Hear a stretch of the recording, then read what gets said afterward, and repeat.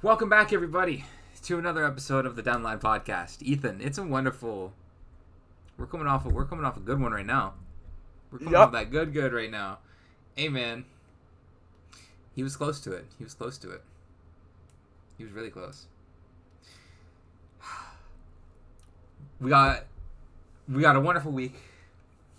We're literally like a couple of days away from the All-Star break. It's on what, Tuesday? I think it's on Tuesday, on the 14th? Yeah, I think so, yeah. Or whatever, yeah, it's on Tuesday, I guess. We're here. Like, we're ready. We're so fucking here, bro. Cease almost had it, bro. Cease almost had it the other day. Yeah. He almost had it the other day. I was at fucking, or I guess yesterday, I was at fucking work, and I keep pulling up my, I pull up my phone, right, and I check the score, and I see he's 5 2/3, no hits, and I go, okay, sick. Like, we got this, right? Not like no hitter, we got this, but like, we got the game, right? That's what I'm looking for. I see, then he gets to sit through the sixth, then I go, okay, perfect. And I see he's like close to 90 pitches. I go, okay, even if he stays no hitter, he's probably not going to finish the game, whatever. Yeah. And then I fucking pull up my phone. He's through 8, and I'm like, whoa.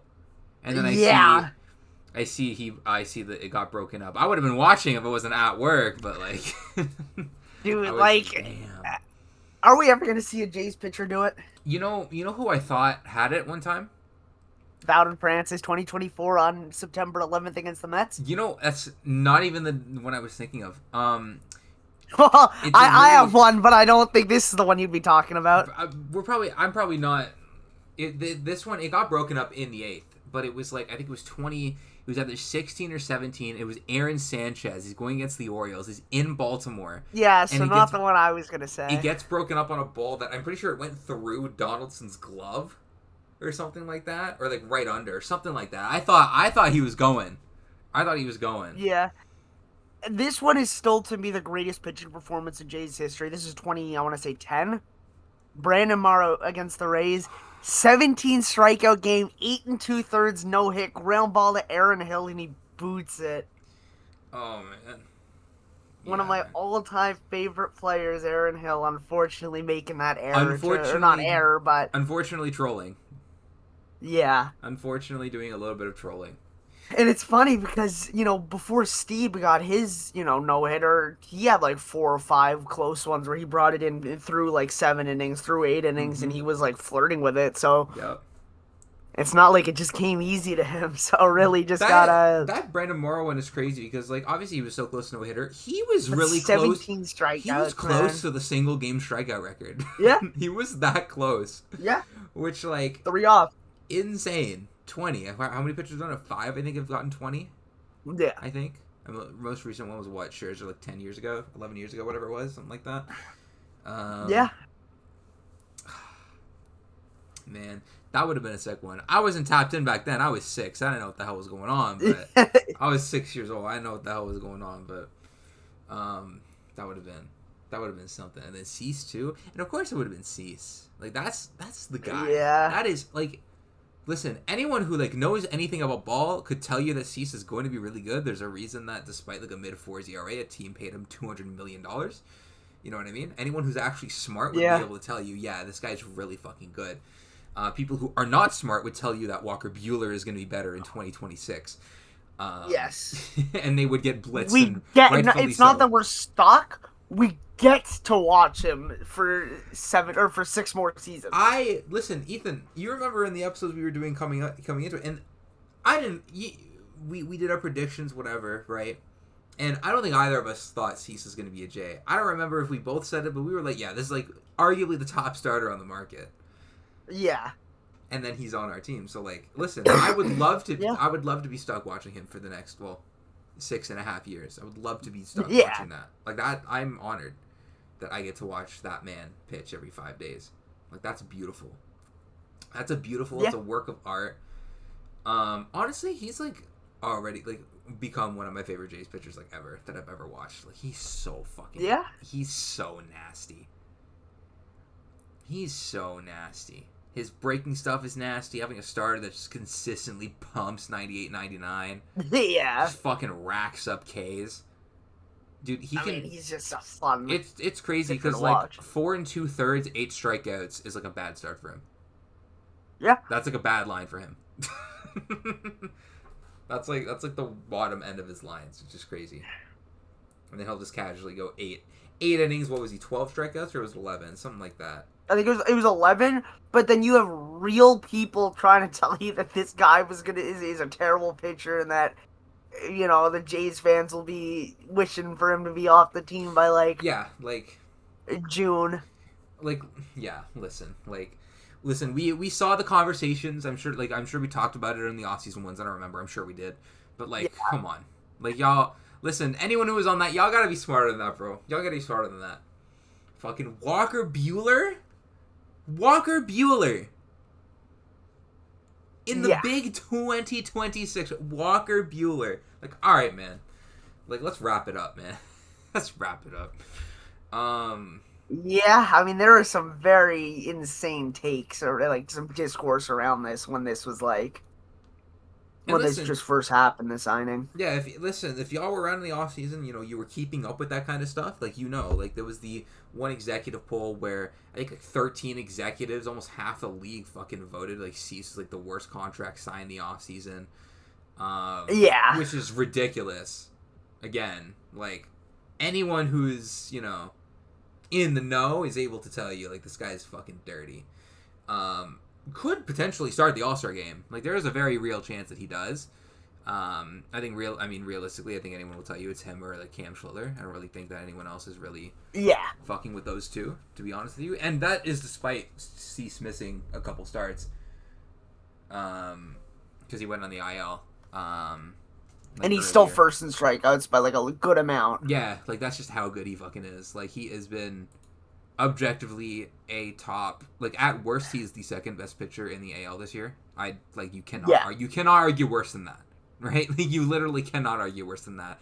He is first in the he's first among AL pitchers in F4, despite again missing a couple starts due to an IL stint, albeit a brief one, but still he missed 2 starts because of it, right? Like you said, he's first in Ks. He's just a guy. He's just such a guy. Yeah. He's first in the AL in strikeouts by almost 20. Yeah, I'd say that's pretty good. Some would say.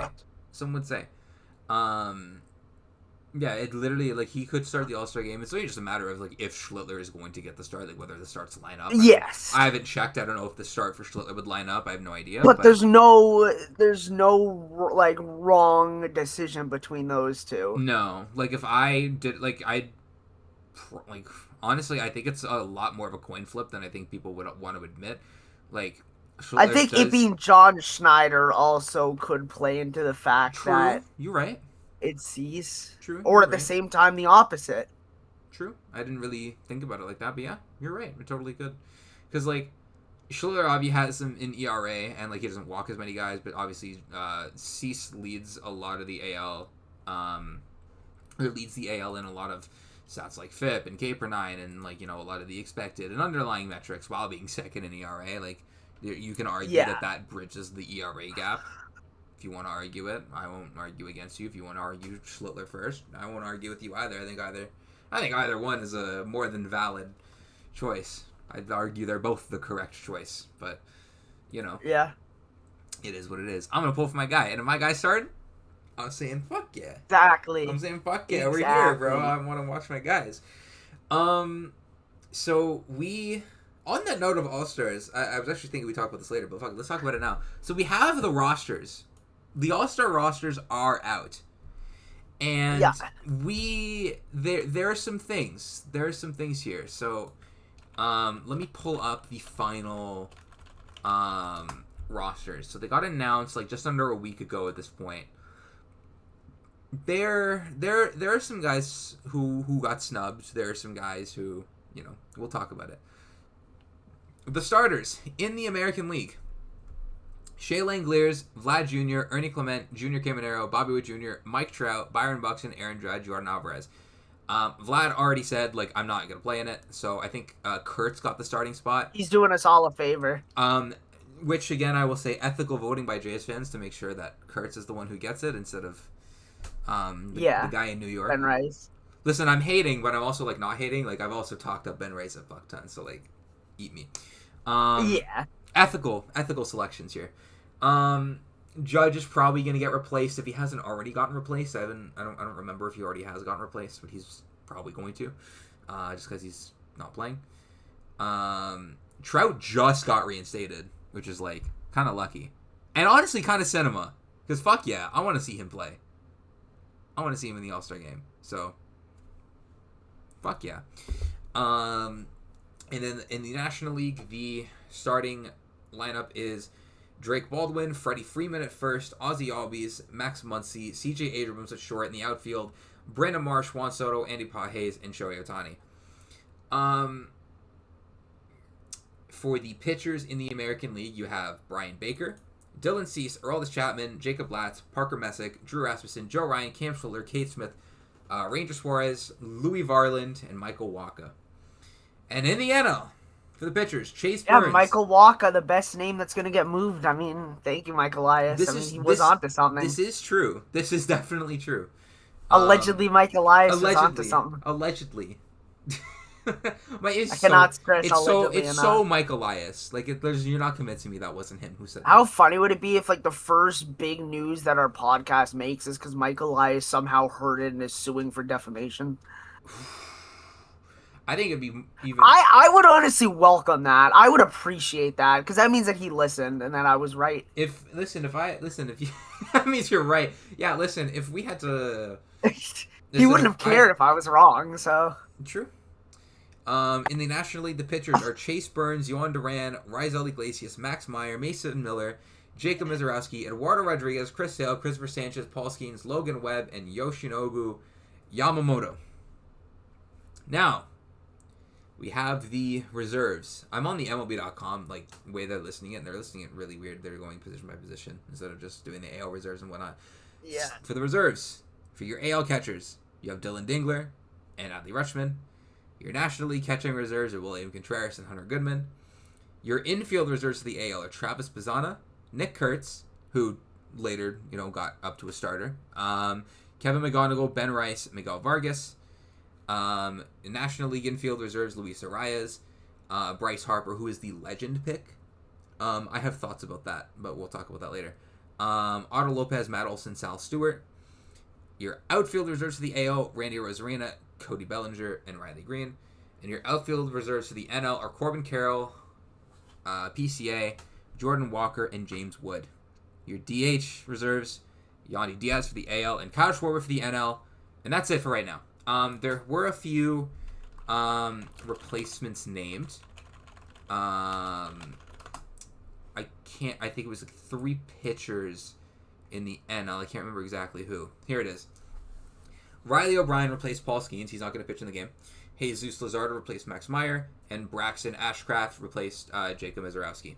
And also, Wilson Contreras replaced Vlad, too, for Ottawa. Yep. So, that is all that we know about the All-Star rosters right now. There could be more replacements between now and Tuesday. There probably will be, I would expect, as there is every year. But there are some things. There are some things here. Who is the biggest snub that you see? Like, the biggest omission that you see on either side position, whatever it is. What's the biggest one that you're like, how the fuck did this guy not make it? Yeah, I mean... Because there's some big ones. There's some big ones. Yeah, I mean, one that I'm noticing is Okamoto. That's not necessarily like a, oh my god, it's disgusting that he's not there, but it's like, yeah, he probably, like, that's, out of the Jays that were in contention for being voted, that's the one that probably deserved it that didn't. I think when you look at the infield, like, in the reserves for the infielders, I think there's definitely, like, I would... It's mostly of, like, if you would put him there over Bazzana. Yeah, I'm surprised Bryce Terang didn't make it. Bryce Terang... So, there's... Oh, my God. The NL, in my opinion, has a lot of bad ones. There's so many bad ones in the NL, if I'm being honest. Your guy, too, Ashcraft. Ashcraft is my guy. He made it in on replacement. Shout out. Oh, he did? Yeah, no, he was the replacement. No, okay, he was one of the replacement. But even still, like, one of the Yeah. So Zach Wheeler is not there, and he's not even named as a replacement, which I think is crazy. I understand he missed the first few weeks of the season. I still think that's ridiculous.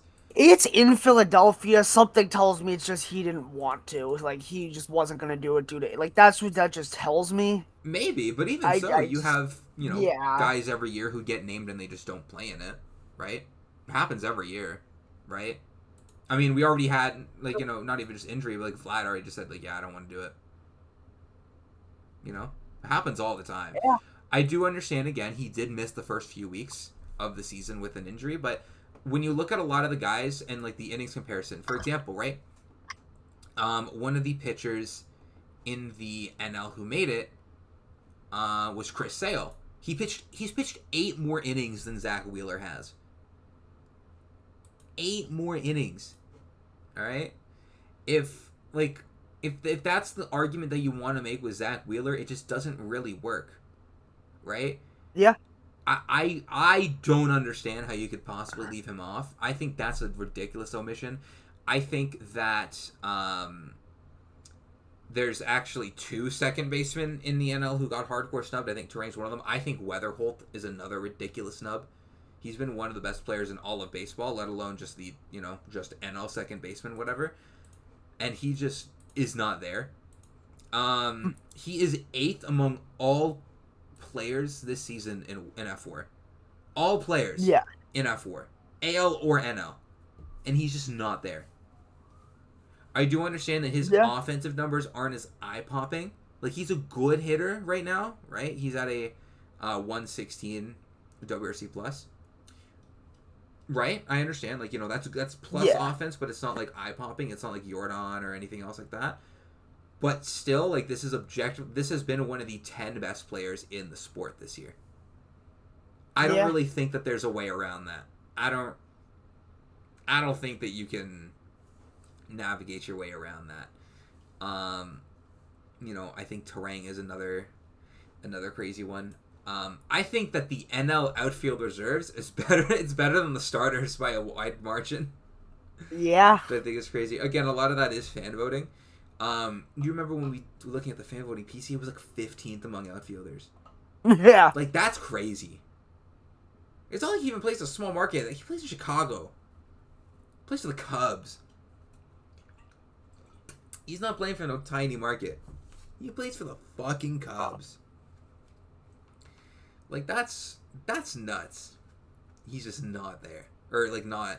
Or, like, he wasn't, like, high in the voting, is what I mean. Not there. I know he's there. I just commented on it. But, like, that's a... Those are some ridiculous ones. I'm sure that there's some other ones, like, right now that I'm, like, not entirely thinking of. Okay, actually, there's a thing that I wanted to... That actually, now I'm remembering it. I've seen a lot of Pirates fans on Twitter since the All-Star rosters got announced, right? So they don't have any All-Stars on the position player side. All of their All-Stars are on the pitching side, right? Skeens was there. Ashcraft is now there, too. That's where all their All-Stars are coming from. It's coming from the pitching side. I've seen a lot of Pirates fans in the last week or so being like, saying like, this guy snubbed, whoever, because, and, objectively they have had a really good offense this year. I've seen people like say Brian Reynolds very well could have deserved a spot. Yes. I think that if Ryan Reynolds was there, Ryan O'Hearn also possibly could have earned a spot. Yeah. There's a lot of, like, guys where I'm like, okay, I can see, like, I see you, right? Like, Brandon Lau, I recognize what you're doing. Brian Reynolds, I recognize what you're doing. Nick Gonzalez, all these guys. Like, I recognize what you're doing. One thing that I feel like not a lot of people are talking about, though, Hearn, he had his career high in home runs last year. Mm-hmm. And that was in 544 plate appearances. He's one off from He is one off at 323. Yep. He is going to break that. Barring anything tragic. Shatter it, yes. He's going the way he's hitting, he is going to finish with 25 at minimum, it looks like. That's if he has like a pretty, like, a cold. That's also, yes, that's if he gets cold and even goes like on the IL for like a 10-day IL even. Like there's a pretty solid shot he cracks 30. Yes. Or like at bare minimum comes close. That's why 25, I think, is the absolute bare minimum, implying he doesn't get like a season-ending injury, God Yeah, forbid. and 25 is like a pretty, conservative guess. It's a pretty good number even to be at, like 25 home runs in a Yeah. season. That's good. Oh, 100%. That's good. It's not A-tier power hitter, Especially but when, it's good. you're not just selling out for home runs and you're also doing other stuff. He's boasting an average around the 300 mark. It's not like he's hitting like 205, 210 with these. He's relying on the home runs to be good. He's just been Exactly, yeah. one of the better hitters. He's also getting on base a lot. His on base in WOBA, his on base only season where he's had it higher was last season. I'm excluding the 2018 season where he played 44 games, and his WOBA career high. Like, I mean, he's just having a hell of a year. He's doing really good. And I wouldn't be mad if he was, a replacement for like a, let's say Schwarber doesn't want to play or something like that or whoever, he gets put in there. I do think the only thing that I want to say though, right? And I remember I said this last year. I don't think we did an All-Star episode last year. I think we started like right after the All-Star break. Yeah. But I remember I did an article last year pointing out some of the big All-Star snubs. I remember one of them was Juan Soto and whoever else. But I remember saying in that article, right? I think when you're talking about this guy's snubbed, I think that you need to go out here and you need to say, all right, who would he have made it over, right? Because I think just saying, yeah, this guy was snubbed, and then not saying who he would have made it over is kind of weak, right? Like when I say, I think Zach Wheeler is snubbed, I say put him in there over Logan Webb, right? Yeah. Or like whoever. You can do Erod. There's guys that you can put him in over. When I say that JJ Weatherholt was snubbed, I say you can put him in there over a guy like a Luis Arias. You can put him in there over an Ozzy Albies. You can put him in over these guys, right? I know Albies was there because fan voting, but still doesn't change that I think he should just be there over him. But you know what I mean? I think just saying that, yeah, this guy was snubbed, but not saying, all right, this is who he should be in over, I think it's kind of weak. You know what I mean? Yes. I can very easily just go, this guy was snubbed, this guy was snubbed. Who are you putting him in over? I don't know. You know what I mean? I think it's kind of weak. Yeah. Not to say that these Pirates players like Brandon Lau or Brian Reynolds do not have the case, because again, they have been very good, and we've been here. We were here before the season talking about, like, the Pirates are going to be nice, right? Yeah. They haven't, record-wise been as nice as we thought they would be. I think they're just, like, under 500, like a game. Oh, they're at 500 right now, excuse me. But they also have one of the best lineups in the league, which going into the season, that's not why you would think they are where they are. Yeah. You would think it was the pitching that was hard carrying them. Yeah, you're like, I think a lot of people... Which not to say they didn't make big improvements. They obviously made big improvements. Yeah, like they have been a top... They've been honestly, probably I'd argue they've been a top 3 lineup this year. Yeah. Them, the Dodgers, you want to say the Nationals, you can say the Cubs are in that mix. But they're third in runs scored, they're third in WRC+, they're second in OPS. Like, they're there. Like, that lineup is really fucking good. If you told me that this is where their lineup is going to rank, I would have thought, yeah, this is going to be the best team in the NL. Somehow they've gone down to 16th in, like, pitching. They're like a mid-tier pitching staff now, which doesn't make any fucking sense to me, but that's the reality of it, I guess. I think they are getting slightly unlucky. I think they are, like, top 10 in FIP, though, despite being far lower. But, like, what I mean to say with this whole point, I'm kind of just, like, talking in circles, I think. But I understand being like, man, like, these guys totally deserve a look, because they do. I would argue that they did, at least, they deserve a shot, right? Yeah. But I think if you're gonna say that Brandon Lau should be be there over, right? Should have been in the All-Star game, or Brian Reynolds should have been in the All-Star game. I think you have to say, like, all right. The fact that there's a bunch of guys that could even be in the conversation just shows how deep that lineup is. Yeah, I do think, though, that, like, one of the things you got to consider is, like, all right, who's he going to be there over, right? Yeah. If you want to say it's easy, if you want to say that Brandon Lau should be there over Luis Arias, I should say, all right, JJ Weatherholt should be over both. Bryce Durang should be over both. Yeah, like, it's easy to say that someone got snubbed. It's harder to actually map it out and see where they would fit among the teams. Because that's how it all works.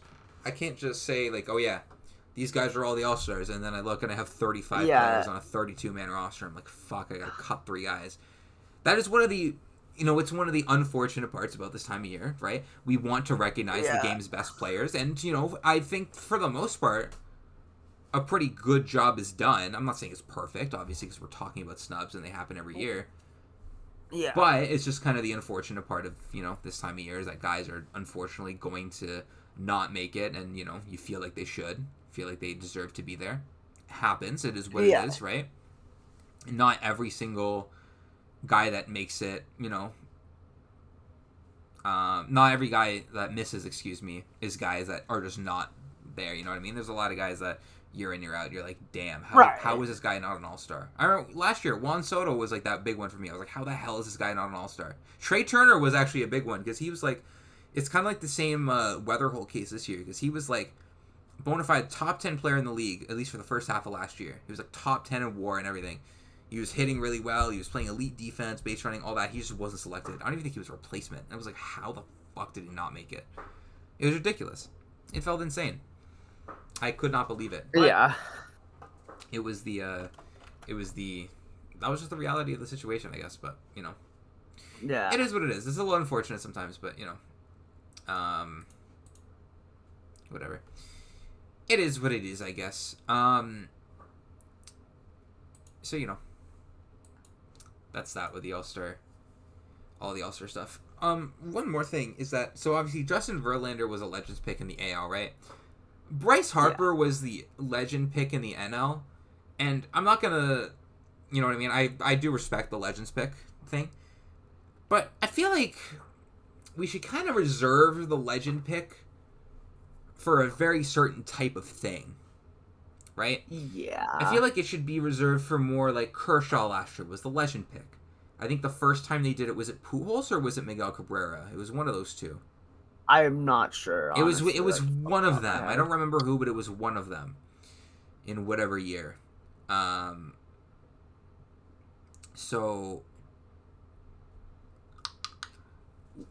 I feel like those are the type of players that we should kind of save the Legend pick for. Guys in their last season, it's our last time we're going to see them here. Those are the times where I think you use the Legend pick. Kershaw last year, Verlander this year. Whenever Scherzer gets it, this, like next year maybe, or whenever he decides his last year is going to be, I think that's when you use like the Legend pick, right? I hate to be that guy. I don't think Harper is the kind of guy that right now I would use a Legend pick on. You know what I mean? Because like Harper is getting, he's getting to that age. It was more so they just wanted to ensure that the hometown guy's getting like the spot, just with not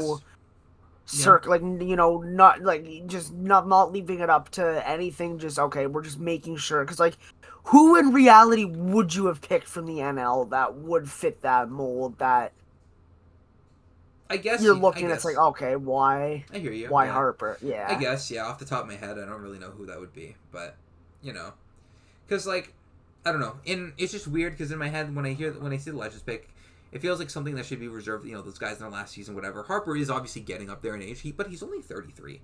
It's not like he's 36, 37, 38, 39. Yeah, it's not like he's almost 40, right? Also, he still fucking got it. He still fucking got it. Yeah, he is in the home run derby too. We found out today. Yeah, they announced it today. He's going to be there. He's slugging over 500. That's going to be a fun one to watch because he hasn't been in one since he won the one in 2018, right? I don't think he's been in one since. I don't think so, no. Not that I remember, at least. We have a decent amount of participants already. I don't think we have the full picture, but we have a bunch. We got Caminero, I believe. We got Jordan Walker. We got Ben Rice, Jack Caglione. Wilson Contreras is going to be there too.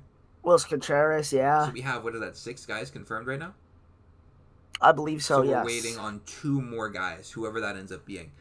Obviously, we'll see what happens. But yeah, I like this lineup. Caglione is going to be really fucking fun to watch in there. I mean, all the guys are going to be really fun to watch. Junior was really fucking fun to watch last year. Ben Rice, all these guys are going to be really fun to watch. Like, I can't wait. Yeah. I cannot fucking wait. I don't think I'm working either of those days, which is kind of blessed. I better not be. Well, if I am, I'm not going to be working that late. So, Your boss would be like, "Hey, do your job. Shut up. Cagliano's hitting tank." Shut up. Coglione just went 450. Like, shut Dude, the and fuck up. Jordan Walker just hit the actual Liberty Bell. He hit the ball right off that. She was like, "What the hell are you talking Not about?" the one in the outfield, but the legitimate one. So you gotta give me a second, boss. He just hit this one to Wells Fargo. He just hit this one outfield grass, way past. Oh Right my into the god, he lot. killed Embiid. Oh my Just god. drilled him. Oh, and Embiid's out for the season. Oh, and we got a baseball in the bat and hitting Wells Fargo before an Embiid conference finals appearance. GG. Crazy. Oh man, but yeah, we got stuff coming, and I'm pretty excited. Dude, so obviously the Kawhi trade's not official yet. Would be so funny if we make the conference finals with Kawhi though, and then we could say that Kawhi took us to the conference finals, did a couple side quests, came back, take us to the conference finals again before Embiid could won. Before an Embiid conference finals, I actually kind of need that just for the meme alone, honestly. Yeah, just the meme alone would make it worth it. Like, to be so for real with you. Yeah, man. So there's a little bit of we got a little bit of buzz right now. So there was a team early in the season. Ethan, I think you and I both declared it was kind of over for this team, right? Because the signs were kind of there even coming into the season, and then early in the season they looked pretty rough. The Houston Astros might be buyers. Yeah, they might be buyers. There was a report from Bob Nightingale. This came out on the 5th. I'm paraphrasing. I'm using the Underdog MLB tweet to kind of paraphrase stuff, put it in more simple terms. That they were apparently interested in Mickey Moniak and Jake McCarthy, and they were going to be in on the sweepstakes for Terry Skubal and Sonny Gray. Now, if you guys remember, a few months ago, again, like I just said, we kind of said it was over for the Astros, right? They started off terrible. They were one of the worst teams in the league through the first month and a bit, 2 months, whatever. Their core was getting old. Nobody was really doing, they had a lot of injuries. Jordan was really the only one who was really putting it, holding it down, right? Yeah. They are now a game and a half back of wild card spot. They have been one. I mean, yeah. I mean, granted, they're still sub 500, right? Yeah, obviously the American League not being as strong as it was last year will obviously play into this as well, but... Yeah, again, there is a 500 team that is holding the last wildcard spot, which is yeah, not great. You know what I mean? Not the greatest of looks, but the Astros are have been good over the last little bit. They've been one of the better teams in the league for the past month and a bit. They have the 7th best record since June 1st. You want to guess who has the best record since June 1st? Who does? Is it Houston, I assume? No, Houston's 7th. If you're asking, oh. It's the Miami Marlins.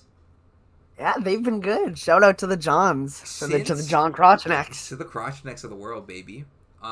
Since June 1st, Ethan, do you want to guess their record? I'll give you a hint. 33 games have been played from them. Take a guess what their record is. Okay. I'm gonna guess they have 22 wins. You're close, but more. 25 wins. 25-8. Jesus. They are 25-8 since June 1st. So since June 1st, if anyone is curious what the math adds up to, they are playing at I'm rounding the number here, a 123 win pace. Yeah, that's they pretty are good. Killing teams right now. Absolutely killing, right? They've been a top 10 lineup. They're 10th in runs scored since then. They're 9th in homers. They are absolutely fucking killing the game. Yeah.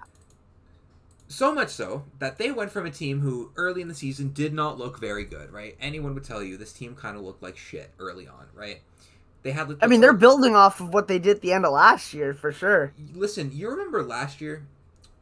not long after the deadline, we Yeah. said who could be the Cinderella teams in each league. We said the Marlins for the NL. I think we said the Royals in the NL. Listen, never wrong, just early. Exactly. Just fucking early. They're in a playoff spot right now. They're in sole possession of the third wildcard spot. Sole Yeah. possession. They've leaped the Cardinals. They've leaped. I think the Nationals might have had that for a little bit. The Pirates were in that mix. The Padres have fallen out of that mix a little bit too. They're at 500 right now. Diamondbacks have fallen back down to earth. But like the Marlins are in there. They've been one of the best pitch. Like obviously I just said they've been a top 10 lineup since the start of June. They've been one of the best pitching staffs in the league. They've been by far the best pitching staff in the National League since the start of June. They are second in the majors in ERA, 3.45. Only team that's ahead of them is the Tigers, of all teams. They are third and fifth. Only teams ahead of them are the Red Sox and the Mariners. In terms of pitching WAR, only the Brewers, Rangers, Red Sox, and Mariners are ahead of them. They're killing teams right now. They are absolutely killing the game. I think that... Listen, we said coming into the year, this team's... Not only is this team nice, but they're going to be a really fun team.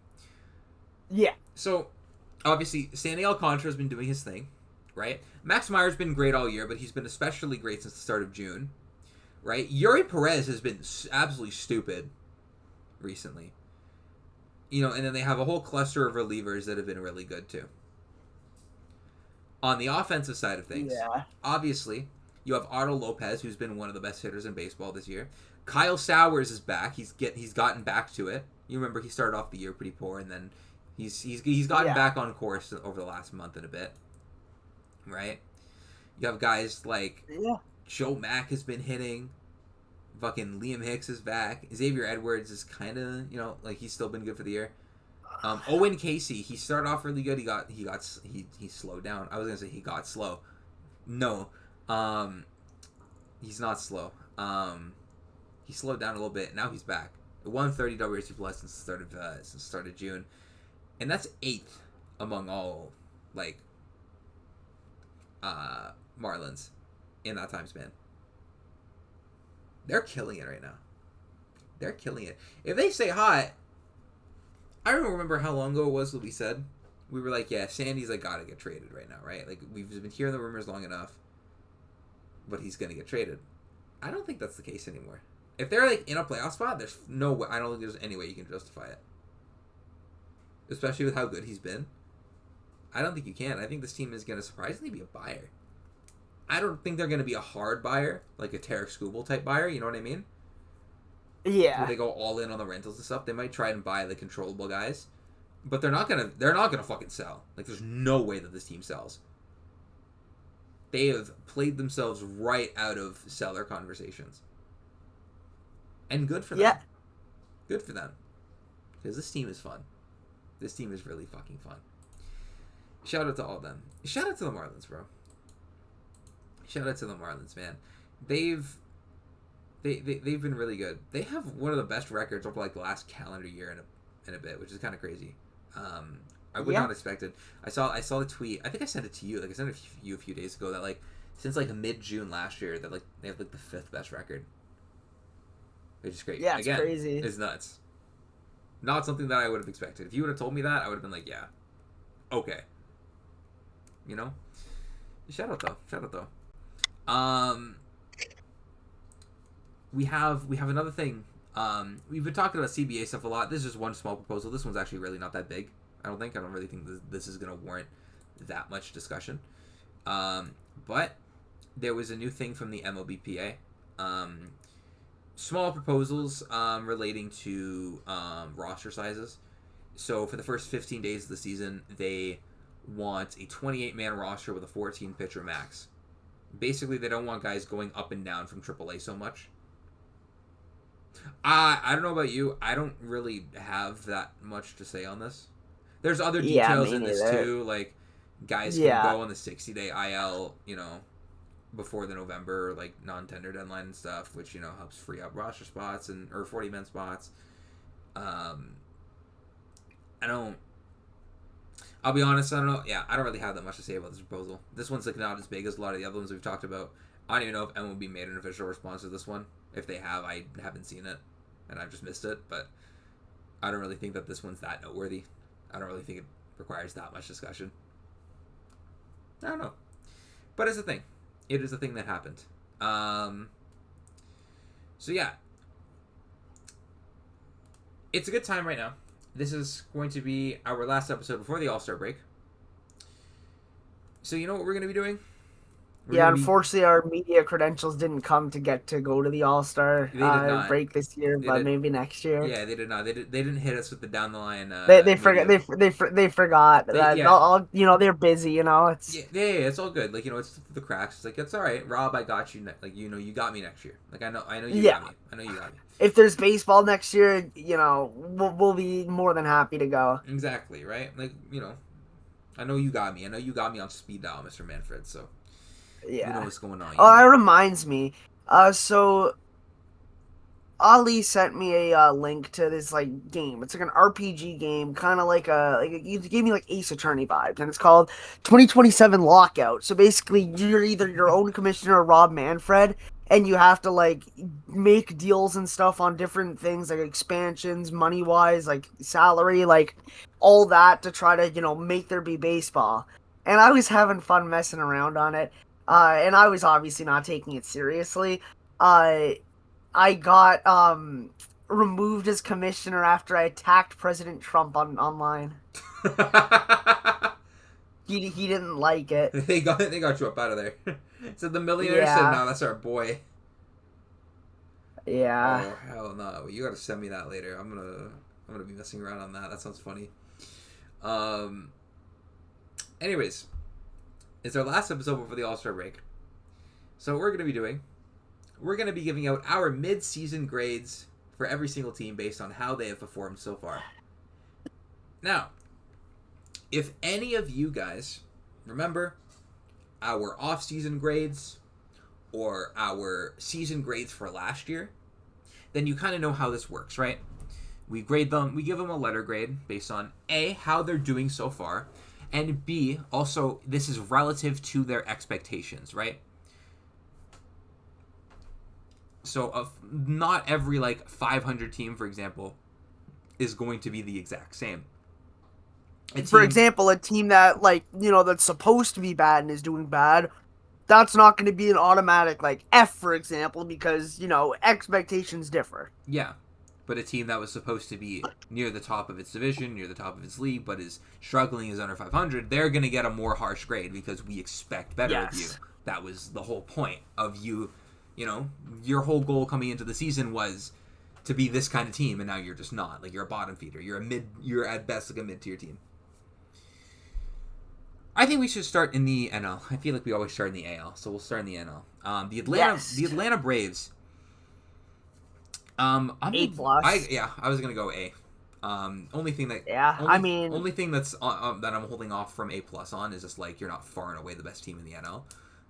That's valid. The reasoning I said that is just because last year raised some questions about the ball club, about what kind of team are we going to see the next year, and they've shattered all the doubts that people had about this team and what was going wrong and going right and vice versa, the past calendar year.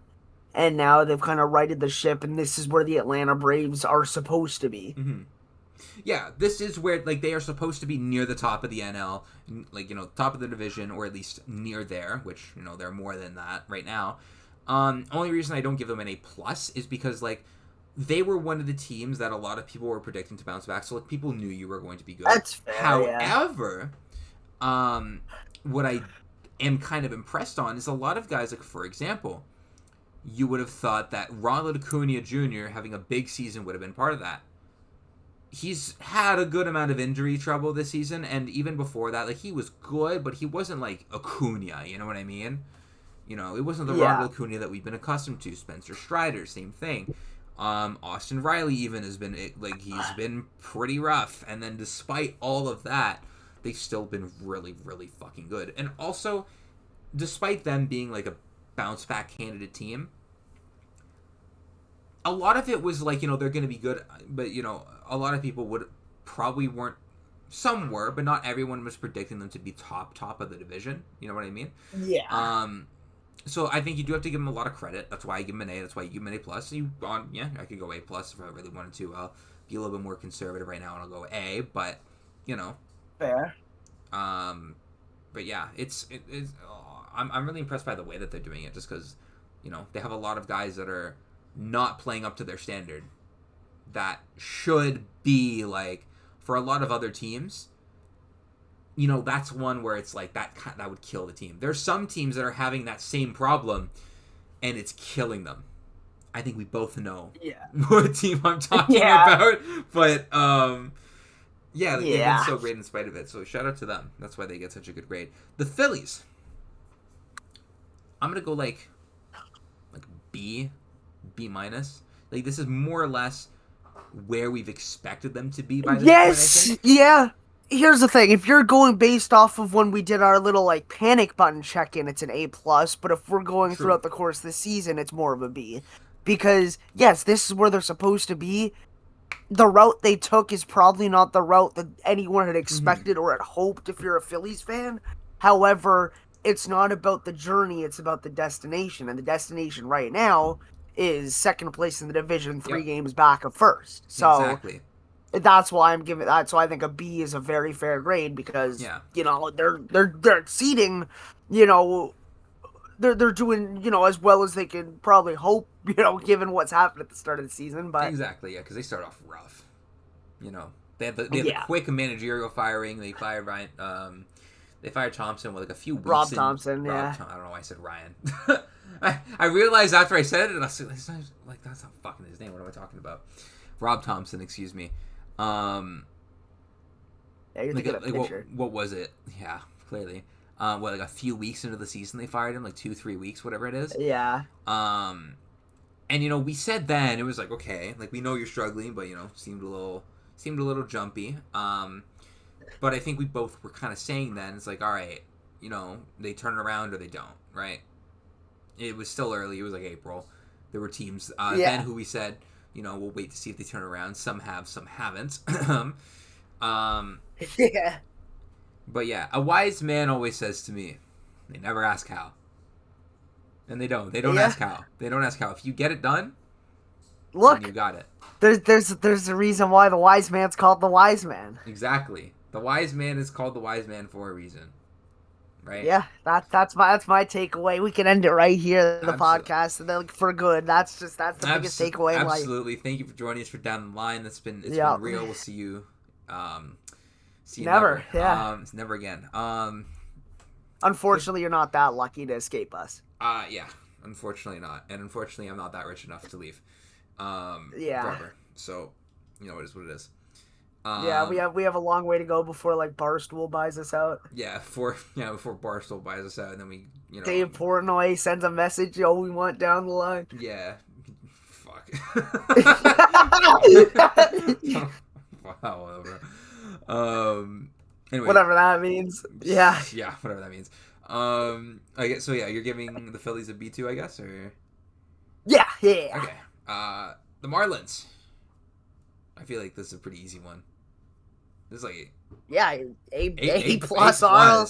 Yeah. This is we came into the season saying like the Marlins might be a fun team. They might be like a sleeper. Like that's a team who I'm not gonna lie and say that I thought they were like a bona fide surefire playoff team. I knew that they'd have a chance at competing for, the wild card spot. I don't think that was like some scorching hot take. Yeah, actually seeing them here is like a different. It's like, okay, whoa. Yeah, we came into the year being like they could compete for a wild card spot, right? Not that it was a sure thing that they would have, because they very easily could have just not been very good, and they weren't for the first little bit of the season. And now they've just been on a run the last month and a bit. They've been fucking killing everybody. Right now, they've won 5 in a row.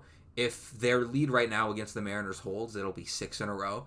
They'll be 10 games over 500. They'll pass the Phillies in the standings.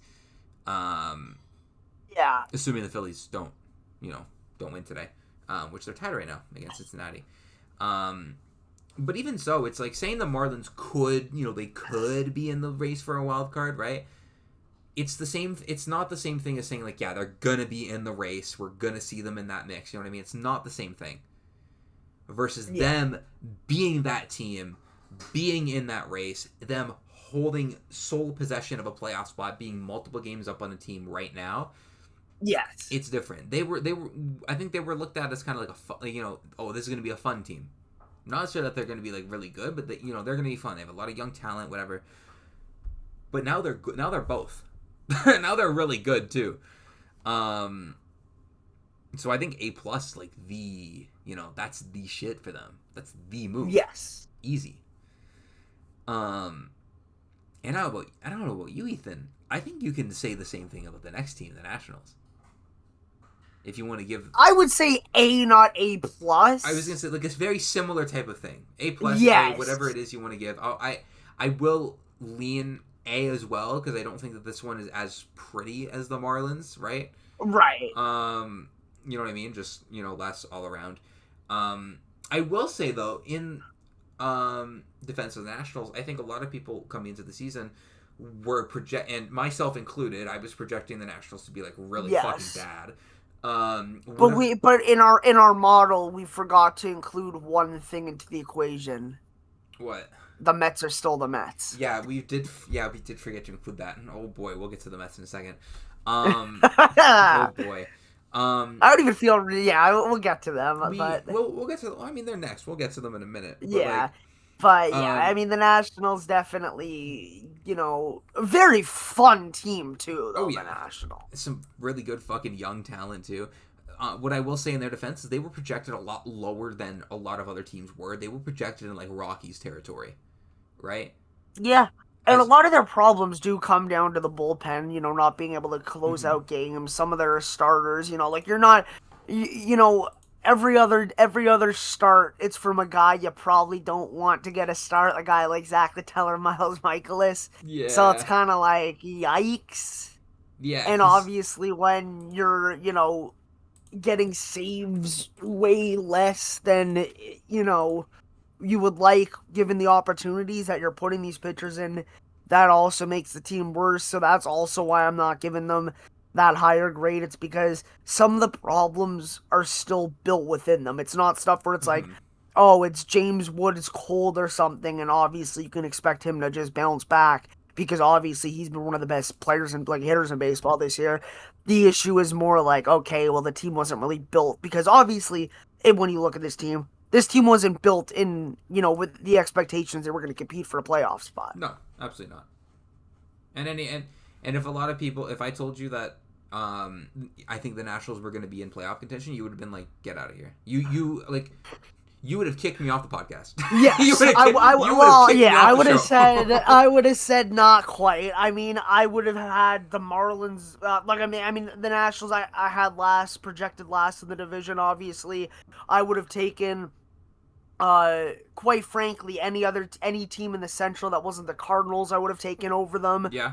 And as for the NL West, I mean, probably just Dodgers, Padres, probably Diamondbacks, and that's about it. I think, yeah, like you would have taken 3. You could have even taken the Giants over them to start the year, right? Yeah. Even with the assumption that they would have just been like a very I mean, that's what I mean. Like, I would have said like they'd probably be right now. The Nationals would be where like the Mets are, and vice versa. Yeah, not what's currently happening because they've had obviously James Wood has been really fucking good. Everybody knows that he's really good. We saw the breakout last year in the first half. Second half wasn't as pretty, but we know what's up right now. We know what's up.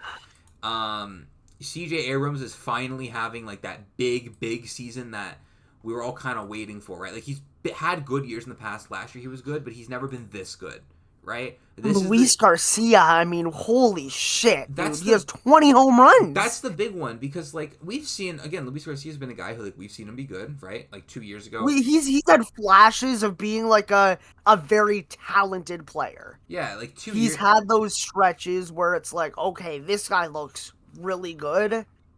Good. It was just a matter of, putting it together. He was one of those guys where he's like, kind of mid-tier, like middling power, good contact ability, not going to get on base a whole lot, but overall it adds up to maybe like a little bit above average bat. This year, he's been like absurd. Like he's been an all-star level hitter. Again, 20 home runs. He's never been a power guy. Never in his career has he been a power guy. Coming into this season, he had a career 144 ISO. Yeah. It's 281 this year. It's almost double his career ISO, like before coming into the season. Like that's crazy. Yeah. His previous career high in home runs was 18. 18. That was 2 years ago. In 220 fewer plate appearances, he is past that. We even talked about this at some point, being like, yeah, fucking Luis Garcia Jr. was like ridiculous. It was like, no, if you wanna say that, you know, this is sustainable and this is something that, you know, he'll continue to do the rest of the year and rest of his career, I'm not gonna be the guy that you know, is fully agreeing right away, saying, oh, 100%. But that's not to say he still can't be a very, you know, good player. Yeah, because, like, you know what I mean? Like, there's a lot of very positive changes in his game, right? Like, he's pulling more fly balls. He's generally just hitting, you know, he's hitting more liners. He's not hitting as many balls on the ground. Things like that generally just correlate to, you know, more run production, right? More things like that. So obviously this is, you know, really good trends. I don't think he's going to be a 280 ISO guy. I don't, you know what I mean? That's just insane territory that I don't really think he has in him yet. Like, this guy is, right now, he is on pace for, per 650 plate appearances, 42 homers. Yes, and I'm gonna say right now, I'm gonna have to say that's not gonna happen. Yeah, I don't necessarily disagree with the notion that he's like a, you know, a kind of a power guy now, because again, like, you know, you increase the amount of balls, you know, you're hitting in the air, you know, you're hitting more liners, you're pulling more fly balls, all that stuff, right? Those things objectively, they correlate with power, right? He has plus bat speed as well, hits the ball hard. These things all correlate with power hitting. I just don't know if I'm going to say he's a fucking 40 home run guy. No. I think that's pushing it. I'm like, all right, relax. In complete fairness, I'm also not going to see him as a 30 home run guy until he actually does it. Yes, there is also a certain level of like, all right, I need to see you do this first, right? Like, yes. I need to see you actually reach this number first before I say, yeah, like, this is, you know, the kind of guy that you are. You know? Yeah. Because there also is some holes in his game still. He does chase a lot. He doesn't really have the greatest of swing decisions. He chases a lot outside the zone. Doesn't really walk much. Luckily, I mean, for him, I guess, he doesn't whiff and he hits it really hard. So, like, it kind of works out. Typically, guys with, like, low whiff rates but chase a lot, you would expect a lot of weak contact. He doesn't fucking care. He's like, I'm going to fucking still post a 90th percentile average exit velocity and not give a shit. 83rd percentile hard hit rate. Who gives a fuck? He's just going to do it anyways. Yeah. Say fuck it. Right? Yeah. This is like, you know, it's been a lot of like unexpected performances like that, you know, you wouldn't have expected, like from the Nationals even, right? Like, Luis Garcia, the big one. Kiba Ruiz went from being one of the worst, probably, I would argue, the worst regular catcher in baseball over the last, like, 3 years.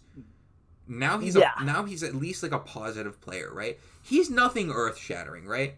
He's at a 1.3 WAR right now through just over 200 plate appearances. That's nothing crazy. That's, like, he's good, but that's a crazy turnaround.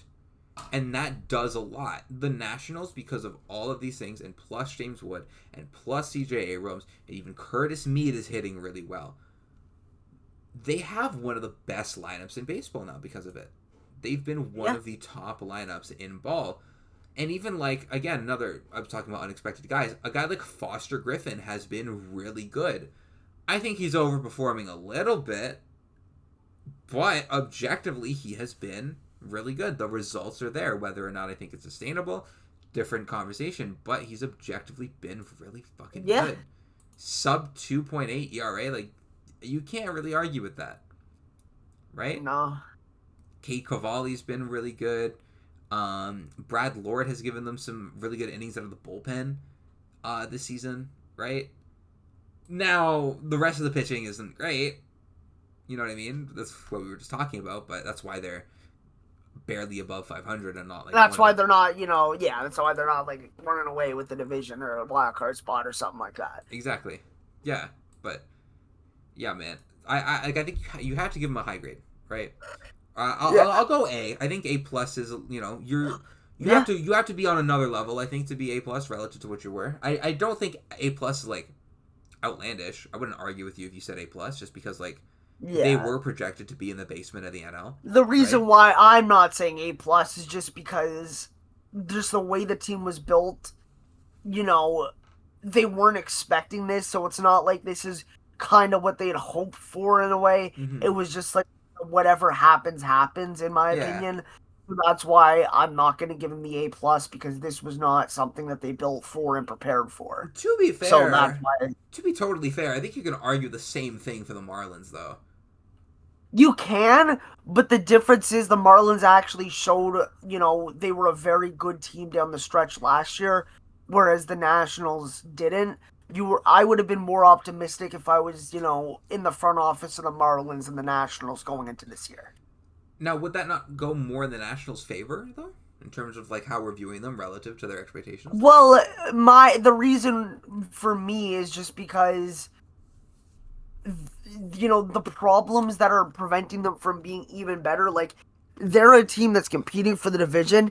If they had built the bullpen or rotation better, if they focused more on pitching, if they did a couple different things here and there. Yeah, true. And that's just not being prepared for this to happen, where the Marlins had addressed pitching. They brought in good pitchers, especially a relief pitcher, a closer who, I'm not going to say he's been, incredible or anything, but just the fact that they had prepared for this, and they went out and got a guy that they thought could be a difference maker out of the bullpen, and as well as touching up with some other trades, like for example, over the past, for example, the Owen Casey trade, right, and just making some of the decisions and moves that they made set them up to the point where they can actually compete. Whereas the Nationals, I don't think they're going anywhere. Yes, they could sneak into a wild card spot, but the thing with the Nationals is that this wasn't like this is obviously a good step for them, but it's not something that is what they were going for, if that makes sense. I kind of hear you, but I don't really know if I would say that the Marlins were like that much different in terms of like, the Nationals weren't going for this. Yeah, because, like, you look at the but Marlins, the Marlins are also doing better, which is why I think they have a higher grade. So. I do agree that they're doing better, but it's like I would view kind of like the Edward Cabrera trade and the Mackenzie Gore trade as like kind of like almost like the same thing. In principle, it's kind of the same thing. I know Casey's more MLB ready than anyone that the Nats got for Gore, but like in principle, it's the same thing. You can go, sure, they brought in Pete Fairbanks, but you can also say, yeah, he's been fucking awful. Like, he's been terrible all season. Right? That guy's ERA Yeah, but another 7. thing is that the Marlins brought Pete Fairbanks, and the reason they brought him in was because they thought he would be a good closer and shut down games and help that bullpen and lock down wins. Whereas the Nationals, they don't have a closer, and they did nothing in the offseason to ensure that they're locking down these games. Okay. Sure. Fair enough. I mean, you're right. They traded. It's the preparedness aspect, yeah. Sure. No, you got it. They had a guy who could have been their closer, but they traded him. They traded him. They said, we want fucking 25-year-old prospect catcher who's probably, pushing the limit of prospect in my eyes. Yeah, we want East. Yeah, we want American League Ethan Salas on our team. American League Ethan Salas is diabolical, bro. Oh man, so I'll give that. Ethan Salas. He's still 17. He's gonna be good one day. My God, bro, we're gonna be hearing this shit in like 5 years. Like that's the thing. I'm not gonna say he's a bad prospect or player or anything like that, but like, whenever a guy debuts in the minor leagues at like 16 or 17 years old, people just think he's going to be the next big thing. And it's like, just let him develop. Because I'm not saying that he's going to be a bad player, but like right now he's hitting below average-ish Like, for a catcher, he's hitting fine, right? But, like, just the way that some people talked about him, you would think he would be, like, a top 3 catcher in baseball by now. Mm-hmm. Like, he gets to a point, like, we gotta relax. Yeah. Um, Next team, let's close out the NL East to the New York Mets. F. All right, next. F. We can go to the next. We don't F. even need to talk about I them. don't. I mean, it's just, we could, because that's the thing. We could do an entire 5-hour episode of ranting of what the Mets have done wrong the Yeah. past year or two and what's going wrong, and, but Yeah. at the end of the day, pretty much everything that they I'm tried sure everything no that they one tried knows to do, exactly what the issue is other than the fact that they're the New York Mets. everything So that they try to this do is is bound to blown happen. up in their face. Like, Sean Manaea has been really bad this season. You know what I mean? Devin Williams had the really bad start to the season, which again, he's been better. He's been a little bit better lately. Excuse me, not like perfect, but it's gotten a little bit better. You know, Bo Bichette, again, he was one of the best hitters of the ball in June, but he started off really fucking bad. Brett Beatty has been nowhere near the guy that you wanted him to be. Jorge Polanco has missed time with injury, but in the little bit of time he has played, he's been really bad. Marcus Semien was not good at all for you. At all. Yeah, and Mark also I think Vientos there's a was good bad. time. I think it's a good time to mention that this year alone, Sean Manaea and Dylan Cease are making like within 500,000 of each other. Hey, any of y'all who are saying about the Dylan Cease contract, I don't care. I'm doing it again. Find me, bro. Come find me. Come find me, man. Come find me, bro. I don't want to hear none of y'all.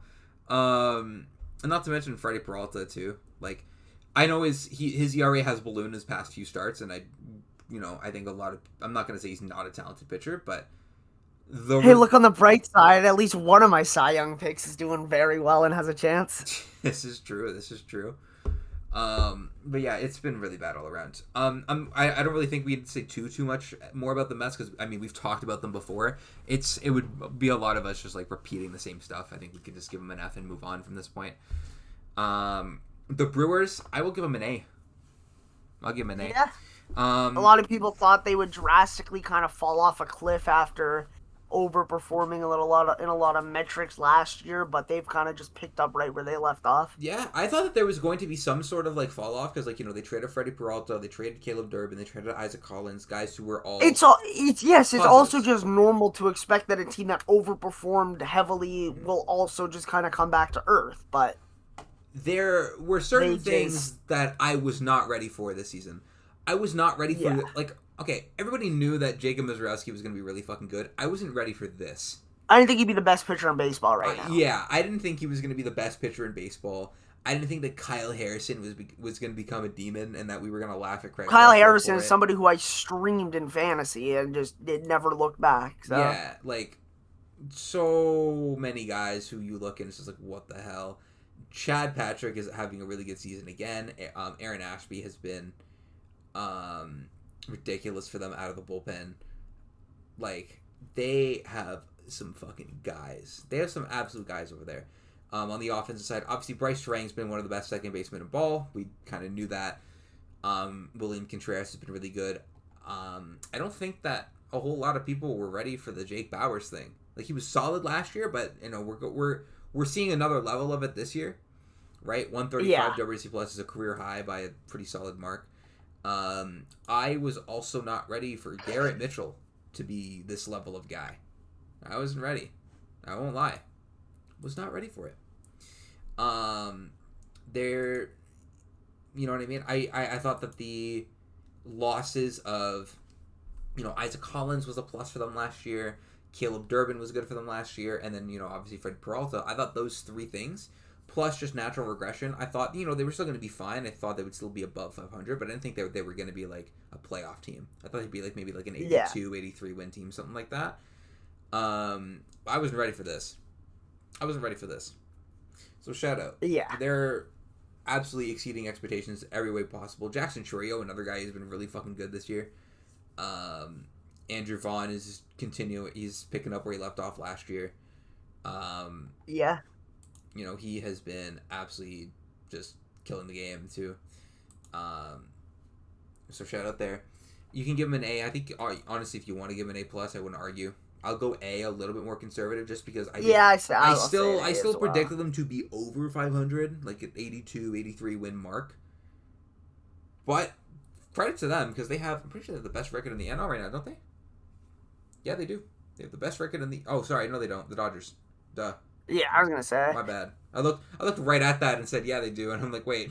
Yeah, Sorry. but the Dodgers aren't as fun because it's the Dodgers. Yeah, like we kind of knew that they were going to be elite and they were just going to run away with the division and everything. We kind of knew that was going to happen. The Cubs. This is another team I give like a B. Like they're in my. Yeah. I kind of throw them into the same like category as the Phillies. You know what I mean? Like we knew you were going to be good, right? They're more. I would have expected them to be a little bit better than they are right now, but I don't. You know, being on pace for. Before I do the math, I'm gonna guess is around 90 wins. Isn't something that like is that shocking. You know what I mean? Oh, they're on pace for 91 wins. I was so close. What's the number? It was like 90.58 or something. If you round it, it's 91. Yeah. But yeah, like I don't think them being on pace for 90, 91 wins is like, you know, something that I wouldn't have called, like I would have been like, yeah, that sounds about right. I would have projected them to be a little bit better, I think, coming into the season. But nothing crazy. I wasn't expecting them to be like a 105 win team, you know? So I think I'm like this is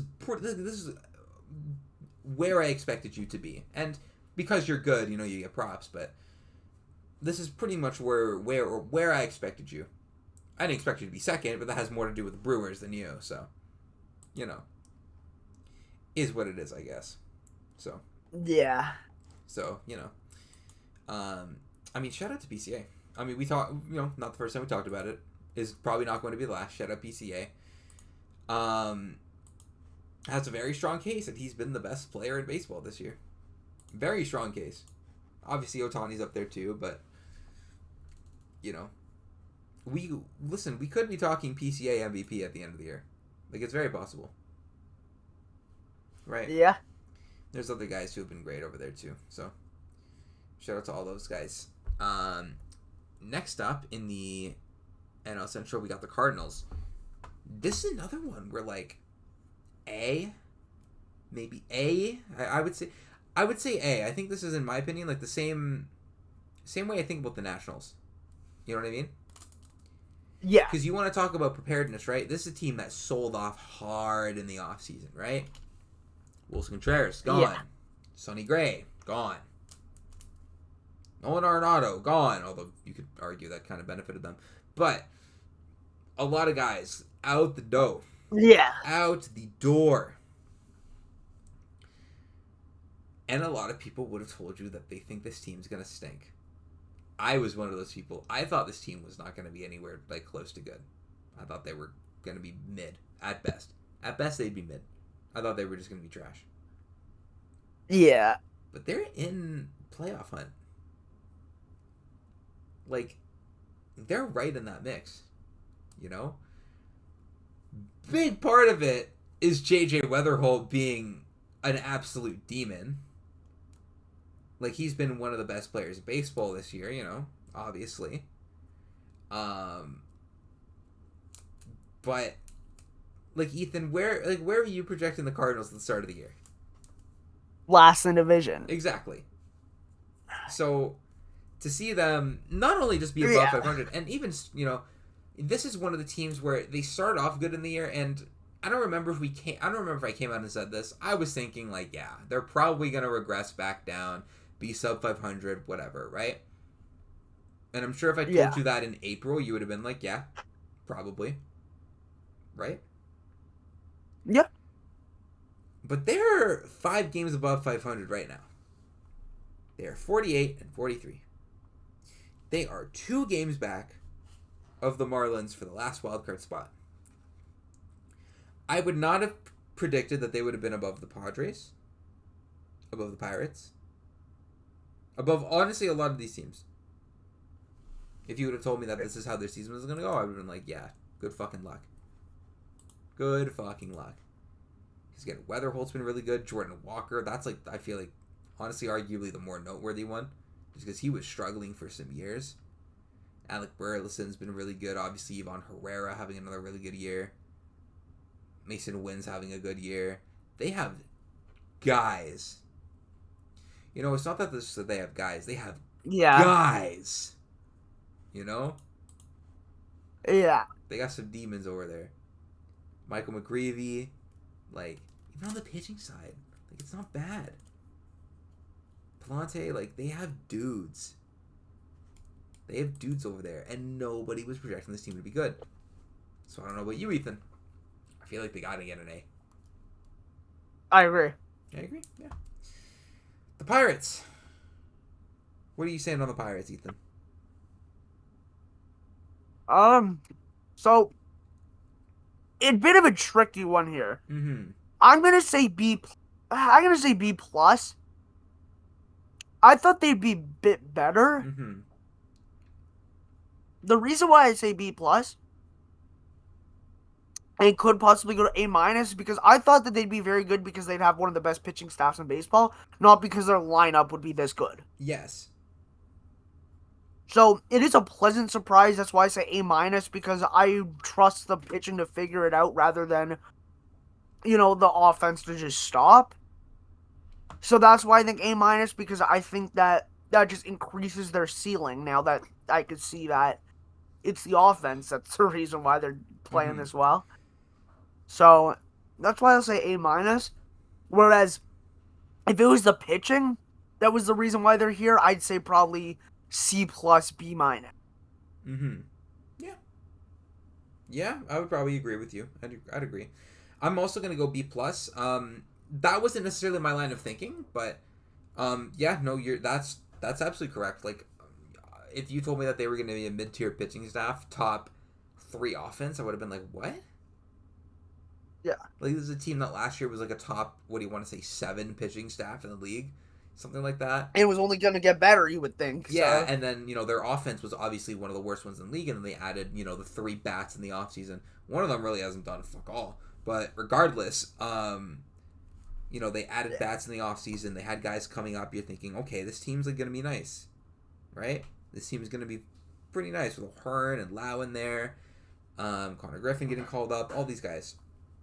I think we said at one point when we were looking at this team before the season, we were like, there's a very good chance that you have like 6 above average hitters in this lineup. And that's kind of how they're playing this season. Horvitz too. That's another guy I forgot to mention. The reason I give them a B plus, so we projected them to be a postseason team coming into the season, right? Yeah. But not in the same way that we would have projected like the Dodgers or the Cubs to be a playoff team. Like, right. We projected this to be one of the teams where you're making the jump this year, right? Not like this is the kind of team that you have been, whatever. It's a little bit of a different situation than predicting the Cubs to make the postseason, the Dodgers, the Phillies, whoever, right? The Yankees, whatever. It's not the same when you're predicting a team to make a big jump. If it was that same kind of thing, if they were in the position last year that the Cubs were in, right? They won 90 games last year and whatever, and they were performing at this, realistically, you're looking at a C grade. But because you were not really all that good last year, and I think there's some people that could have argued like 6 months ago that, projecting them to be a playoff team is a little bold. I wouldn't have argued with you too hard, because that was like our hear me out pick. You know what I mean? Albeit it was a relatively popular hear me out pick amongst a lot of people, from what I could tell.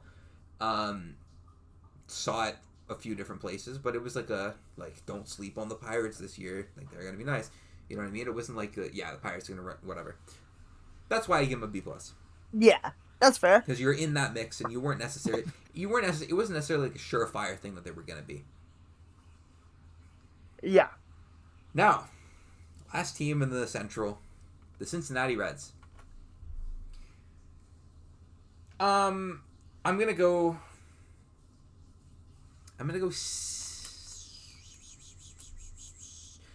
D plus, C minus. I'll say C minus too. They're an interesting team, because if you were to tell me at this point in the season their record would be like 42 and 49, I'd say, yeah, that sounds about right. But I would have also expected them to be at least a couple games above like the Cardinals, and the Cardinals Mm-hmm. overperforming, compared to expectations is also why they're there. But like the Reds being last, I would not have thought at this point of the season would be where they'd be in the standings. Mm-hmm. I didn't think they'd have a negative 57 run differential. I didn't think that they'd be, have 3 wins in their last 10 right now, plummeting them even further. Yeah. So it was more of a unforeseen circumstance for me for there. I would have liked to think that at this point in the season they'd have like 44, 45 wins and be comfortably third or fourth. Well, not third, but like comfortably, ahead of St. Louis. But obviously that's not the case. Mm-hmm. I just like I didn't love this team coming into the season, right? I wasn't super high on them. I took the unders on both their win projections. I think they Yeah. were projected around like 77, 78 wins, and I did take the under. So like on one hand, like yeah, I wasn't really that high on this team, but keep in mind, right? This is the context that we're working within, right? You were a postseason team last year, right? Yeah. You were doing things this offseason to try and keep yourself in there. Like, you signed Gino. Now, obviously, the season hasn't gone perfect for them. For example, they missed Hunter Green until, like, he just came back, like, last week, I think. Yeah. Like, he just came back. Andrew Abbott had the really bad start of the season. But regardless, you guys were, this is a team that, like, last year you were in the postseason, right? Even if I didn't think they were all that great and they kind of got dusted by the Dodgers, unsurprisingly, you were a playoff team last year. And you were trying to stay in that race. This isn't a team where it's that last playoff run for the core and then you blow it up and then everyone knows that you're going to be bad. This is not one of those things. This is a young team who was trying to make it back to the postseason and you're failing to do so. Right? Yeah. Early in the season, they were still above 500. You remember when like every team in the division was above 500. And it was like, Right. damn, because none of them had played each other yet for the first like few weeks. Yeah. But even with that said, even if I didn't really think the Reds were all that great, I still like it's still kind of like I can't sit here and give you like a C plus. You know what I mean? Like I can't do that. Yeah. I'll give you C minus. No, I'm gonna go back to D plus. I'm gonna stand on it. Yeah. I'm gonna stand I'll on D say plus because like you gotta, you know what I mean? When you're in the playoffs and you're trying to go back there and you're doing things to go back there, you can't underperform like this and be like, yeah, get let off the hook. I just can't do that. Yeah. I can't do that. Can't be me. Anyways, we'll go to the NL West, the Dodgers. I don't. What would even be? Let's have a what would even be an A plus for this team? Because like everyone. Honestly, I can't. That's why I can't give him an A plus. I'm gonna give him an A just because it's like, you know what? You just got Kyle Tucker, and you're only 3 up on the league lead. Do better. I don't know what you want me to say. Yeah, like they're obviously they're on like an insane pace right now. It is just just kind of what it is. They're on a 105 win pace right now. Which is exceeding some of the projections. Like I'll give them an A just because like you're really good. Like you do have the best record in the NL. I think it might even be in the entire league. Let me double check that. Yeah, you have the best record in the entire league. So it's not like I can sit here and give you a B in good conscience, right, or in good faith. Yeah. But like, what would be an A plus for this team? I think like. Here's what I think an A plus would have to be for this team. Now keep in mind, again, you're working with the expectations of the Dodgers. They've won the World Series back-to-back years, and they were expected to be like the team this year, right? They are the team to beat. Yeah. Objectively, they're the team to beat. I think that for them, an A plus so far is like you're probably playing at like 110, 112 win pace. A lot. Yeah. All your main guys are like killing it. They're in award conversations, the whole thing. Yeah. Right. I think that's what like an A plus would be. Like you're legitimately in like greatest team of all time talks. Like performing like it. I think that's the kind of conversation that you need, that you need to be in, that you need the kind of level that you Yeah, I need to think be that's performing valid. at. That's what I think an A+ would have to be for this team. Unfortunately, it's just so hard to do. But Dodgers fans can survive with the fact that they have the best record in the NL and that they're 14 games up in their division and that there's no hope in hell for any other team to win it. The division at least, not the World Series, because obviously we don't playoffs to crapshoot. I don't like that narrative that people just say it's a foregone conclusion that they're going to win the World Series. I think that's a really stupid narrative. Not to say that it won't happen, but it's like, come on, guys, we've been here before. Yeah. So yeah, are we both in agreement? A on the Dodgers, I think. Yeah. Okay. The Padres. What do you? I'm gonna say B plus. I'm gonna say like a C. C, that's Because fair. I don't. I I didn't think they'd be like absolutely, out of this world. But like, if you would have told me that Tatis wouldn't hit a home run for 2 months, Jackson Merrill would be having an OPS that starts with a 6, Manny Machado having one that starts with a 6, and just some of these players' performances, I would say that like what the hell are you doing? But the fact that they're there despite all that kind of makes me want to be a bit more lenient just because they were never going to win this division. Yeah, no. So I'm not basing this based off of how they are in terms of the division, but they're putting themselves, in a spot where if they get any production from any of their good players, then they're setting themselves up for a very good second half where, they get into a wild card spot and don't look back. Yeah. No, I hear you. The thing is for me, like, obviously, you talk about like, a lot of their main guys are not producing, and objectively, that's correct. Machado's not doing fucking anything for them. Tatis, has not been Tatis. Has Yeah. even been underwhelming for his semi down offensive numbers for the past like couple seasons. I say semi down just because they're not 2021 numbers, even if they're good. Like he said, Jackson Merrill, same thing. Like, Xander Bogaerts hasn't really been all that good. He's hitting under 230. Yes, in spite of all this, they're at 500 right now. But the way I see it, right? This is the way I'm thinking about it. I'm not saying that they were going to be as good as last year just because they did lose pieces. They lost O'Hearn, they lost Cease. Their rotation's a lot thinner. Their lineup still wasn't like really that great, but you were still projected. Some people would have projected them to be a little bit worse. But I was still like, there's a lot of talent on this roster that I think they're still going to be like in playoff contention, and they kind of are. Yeah. But you're at 500. Not to mention, you just got back up to 500. You were just below 5. If we would have done this 24 hours ago, they'd be below 500. This is we would be talking about a below 500 Padres team, which, in my opinion, crazy. I would have been like, there's no way that they're sub 500 in this, what am I trying to say?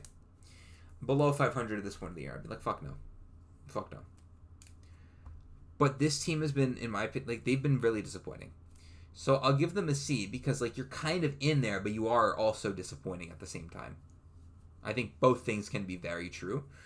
That's why I don't give them. That's why I'm not giving them like a D, because like you're kind of in the race still. Like you're only like you're not like you're less than 5 back, right? Of the wild card. But like, it's like there's conversations about like, do the Padres now? I don't think AJ Preller would do this, but there, you have conversations. You see people saying like, is it the move for the Padres to sell and like try and trade their guys or some of their guys? Like there have been, I've seen those conversations happening, and so because of all that, I'm like, and again, conversations is one thing, but it's because of the position that they're in, and I can't say it's unjustified convos, right? Yeah, it's a tough one. It is a tough one. So that's why I give them a C, because I'm like,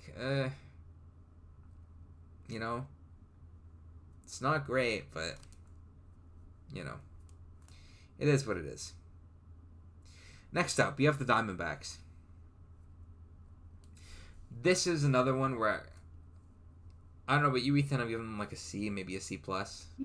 They're performing how I'd expect them to. They're probably in the.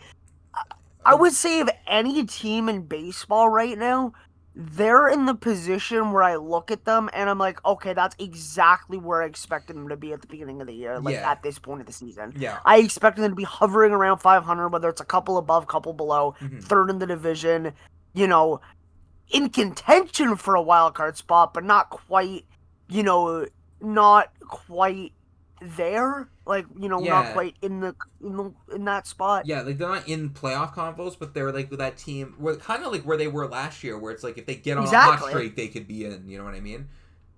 Like kind of like the way they were last year. So you're right. Like realistically, we came into the season where like this team's not that good. They didn't really do much. The guys they added, they added a bunch of old guys who really aren't very good. They didn't really add anyone super impactful. Yeah. Some of the guys they have are good, but those guys can only do so much for you. You can only do so much with, Corbin Carroll and Perdomo and, all these guys, right? And Cattell. Yeah. You know what I mean? They can only do so much for you. You need a really good team around everything, and they don't really have that. There was a point where you remember they got hot. I think it was in like May or something. They got really hot, and we were like, damn. We were like, this team could be potentially in it, and then they fallen back down to earth now, which is not all that surprising. But I can't say that I'm very shocked that they're here because they're just kind of mid. That's kind of what they are. I think that's what they're going to be. Yeah. So I'll give them like a C plus because it's like, yeah. You're not good, but I'm not shocked. Yeah. Are you giving them a C, or what are you giving them? I would say C plus. I think they're just that's where I expected it. I don't think they're it's on the bad end of the C spectrum to the point where I give them a C minus. I think that's exactly where I'd expect them, so I'll give them the plus. Yeah, like we didn't expect it to be good. The Giants. Yeah. The Giants, a bit worse than I expected. Not gonna sit here and say I thought they were gonna be a playoff team, but I thought they were gonna do the usual gimmick of being like basically a 500 team. Yeah. I thought they'd be at have around 42 wins right now, probably.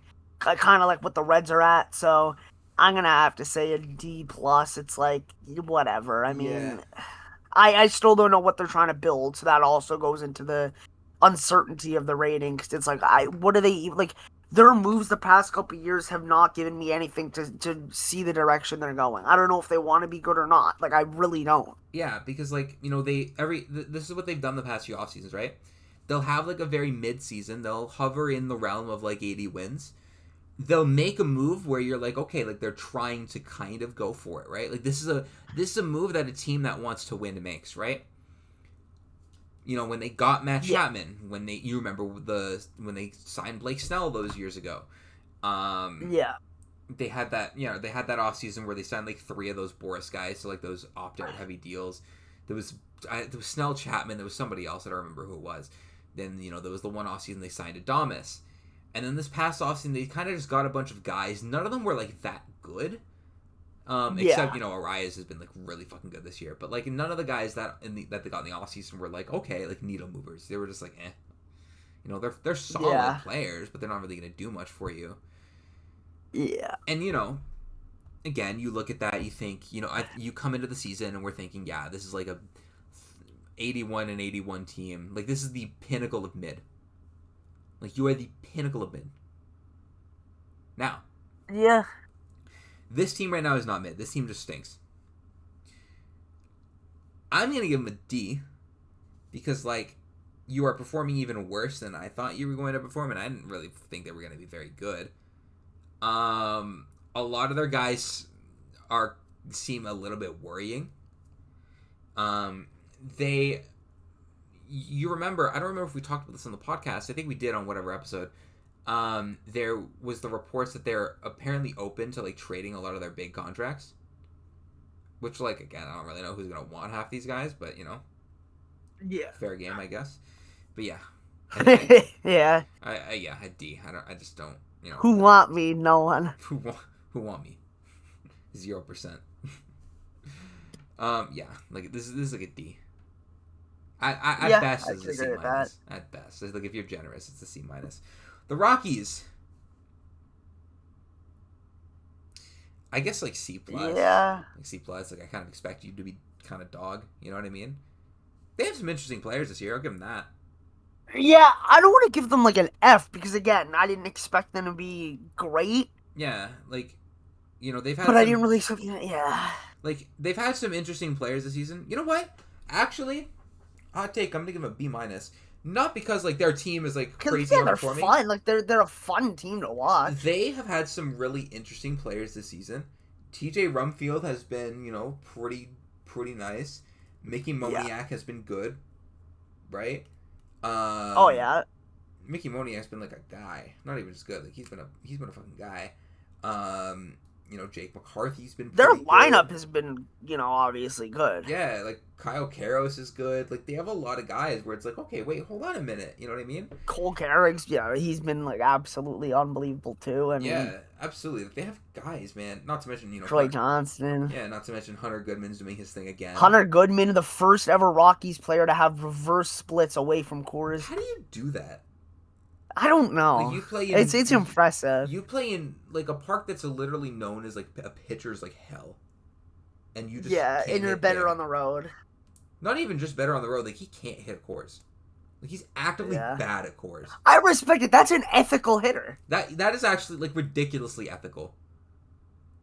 Dude, like, get him out of Coors. He's the best catcher in baseball, maybe. Jesus. Dude, honestly, bro. Like, that's the first time I've ever said that about a player, about a hitter. Get him out of Coors. He's the best hitter in baseball. Like, I actually don't think that anyone's ever said that sentence before. Because they were never saying it about Arenado. They were never saying it about Trevor Story, Cargo, Ryan McMahon. Ryan McFucking-Man. I mean, the whole thing with McMahon is, the shore porch will help, but if he couldn't hit home runs in Colorado, why would he hit them in New York, is what everyone was saying. Why couldn't he do big offense? And the haters were right. Motherfuckers saw him not producing offense in a ballpark where the ball flies and they have these massive fucking outfield gaps that are like hitters' dreams. Like literally just free extra base hits. Yeah, I think that's another thing about Coors that people don't fully grasp is that, yes, the altitude helps, but I feel like it's better for just pure hitting and extra base hits than it is strictly for home runs. Because fucking I think, outfield. I think MLB The Show kind of made everyone think that Coors just means automatic home runs. Because that's like the go-to stadium where everyone wants to hit bombs because the ball flies, and yes, it does fly, but the reason why hitters do much better is because, if they crush a ball, instead of it being like 420, it would be like 460, but like you still have to actually crush the ball. Yeah, like obviously, like the ball does travel. It's a thing of the outfield. We know it, but that's the big thing. I feel like more than anything else, it's the fucking massive outfield that produces a lot more extra base hits than anything else. That's what I think. That's what I would say more of it is. If I went and I looked at like a lot of their ballpark factor like related stuff, I wouldn't be shocked if they're like actually not even that high in home runs, but they're a lot higher in like doubles and triples. That would be the least shocking thing, in my opinion. But yeah, that's why, I'll give the Rockies a B minus, just because, like, you know what, obviously you're bad, so I can't give you like an A. But like, there's a lot of interesting things going on here. A lot of players that are having some pretty solid seasons right now, where it's like, okay, hold on, like, I can see something here. For the first time in a long time, like, I see something here. You know? Yeah. Like there's something here. And for a long time, I couldn't say that. Now, what that something is, we'll just have to wait and see. But... yeah, because, you know, for a long time, a lot of people would say Rockies are probably the worst run team in the league. Don't think a lot of people would have been arguing you on that for the last 5 years. But now, you know, They're showing glimpses. They're showing glimmers of hope. Yeah. So there it is. We'll go to the AL. Starting the AL East, the Rays.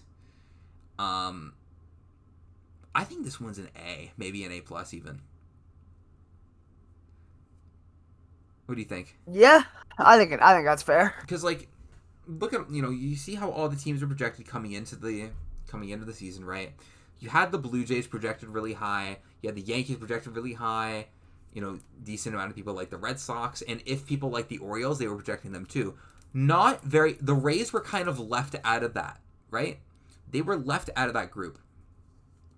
Because it was Blue Jays, Yankees, Red Sox, and depending on who you ask, the Orioles too. Because those were all the teams that had big off seasons. The Rays did not really have a big off season. They had the opposite of a big off season. They had a very typical Rays off season. But in spite of that, they are in first place and they have the best record in the AL. They are 4 games up on the Yankees, who have the second best record in the AL. And they were just simply not projected to be this high. I don't think anyone would have told you that the Rays have a really bad team or they're bottom of the AL or anything like that. I remember saying, I think this is a pretty mid-tier team on paper, but they just fucking happen to be playing in the AL East, so they're going to be last in the division. I'm pretty sure those were my words.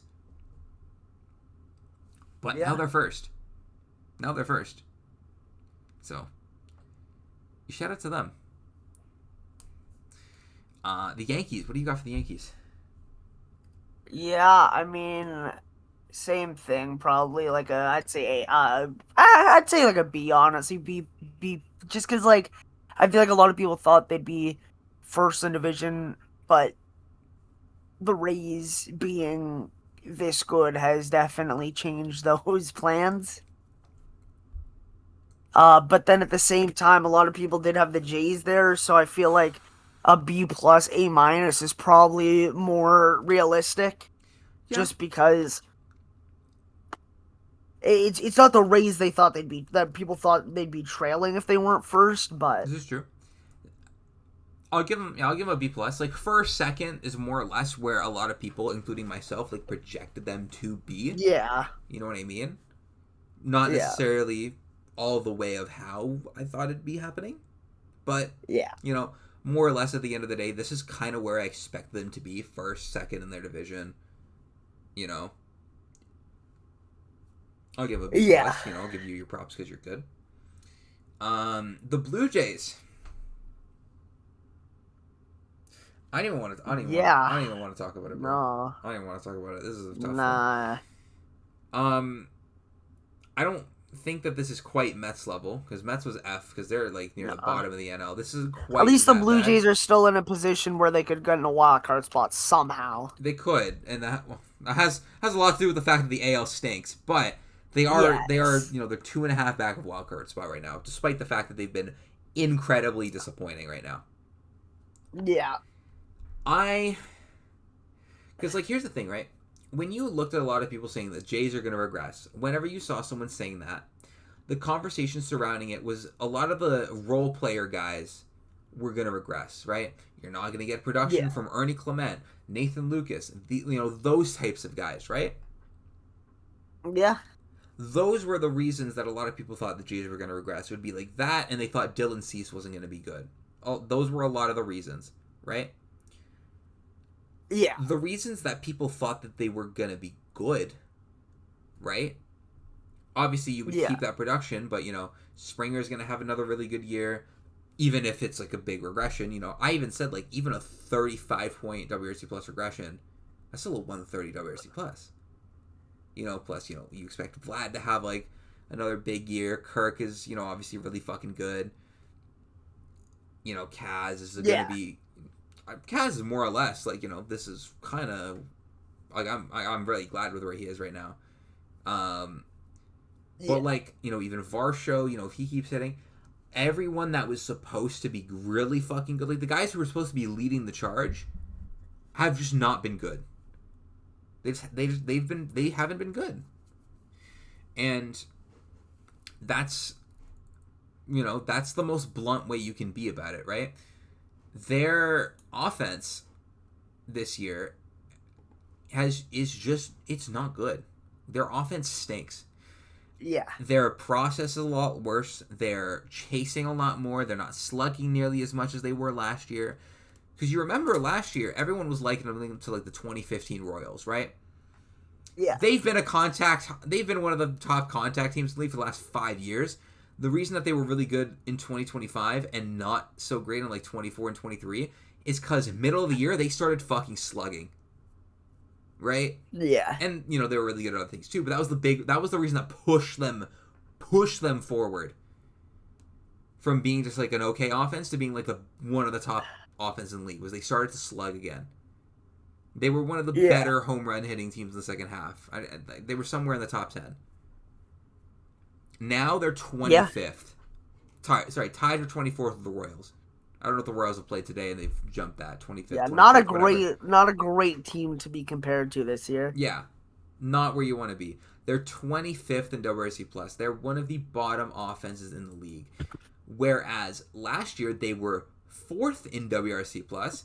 They were 4th in runs scored, and they were tied for 11th in homers after a slow power start, by the way. And again, like, the guys who were supposed to be leading the charge for you. Springer was one of the best hitters in ball last year. Vlad was supposed to have a really good year. Yeah. You have, out of all of your qualified hitters right now, you have 2 above average hitters. Kazuma Okamoto and Ernie Clement. Okamoto has been, I think, this is everything that I think, honestly, Jays fans could have hoped for. I think, right? Big time power guy, 116 WRC plus. Like, he's been, he's met expectations. Like, I'm happy with how he's performing. But a lot of the other guys, I'm looking at, Dalton Varsho has been below average, and his defense has suddenly regressed out of fucking nowhere, which is crazy. Yeah. George Springer has been a below average hitter, which, again, I wouldn't have been surprised by some level of regression, but below average is crazy. The whole problem, though, I'm just gonna say it. The next guy. This isn't a secret. $500 million man. You can't be making $500 million, and that is also, and 500 is also your OPS. That just can't happen. Yeah. I mean, obviously it's not that bad, but like it's bad that he has 5 home runs, and the 5th one was a garbage time. The game was 8-0 or whatever it was when he hit it, and it's like, dude, you gotta just put this team on your back like you did in the playoffs, like you did in the World Baseball Classic with Dominican Republic. We need to see results, because what is it that we always say? This isn't the try league, it's the get it done league. Word to Josh Donaldson. So it really is unfortunate to see, because we know this isn't who Vlad is. We know Vlad isn't, some shitty player that, had a couple good years and got a contract. This is somebody who was one of the best prospects ever when he was a prospect. Mm-hmm. 80 he was considered, yeah. And he's had those seasons in the bigs, too. And that's why it's frustrating. That's why it's really fucking frustrating. Yeah. Like, here are some guys that are out homering Vlad this year, just on the Blue Jays. He finally passed Arias. He finally. Like, here's fact I have to say finally. Here's everyone on the Blue Jays that's out homering him this year, right? Number 1, Kaz Okamoto, which, I mean, yeah, he's been one of the better power hitters in ball.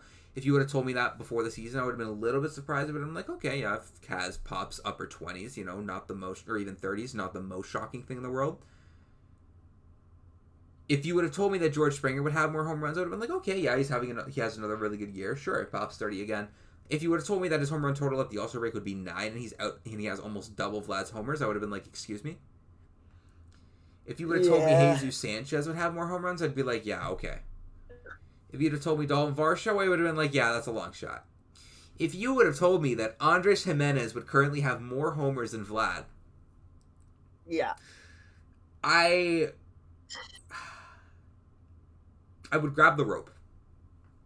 If you would have told me that Ernie Clement would have had more homers than Vlad, I would have tied the rope. And if you told me that Brandon Valenzuela would have more homers than Vlad so far this year,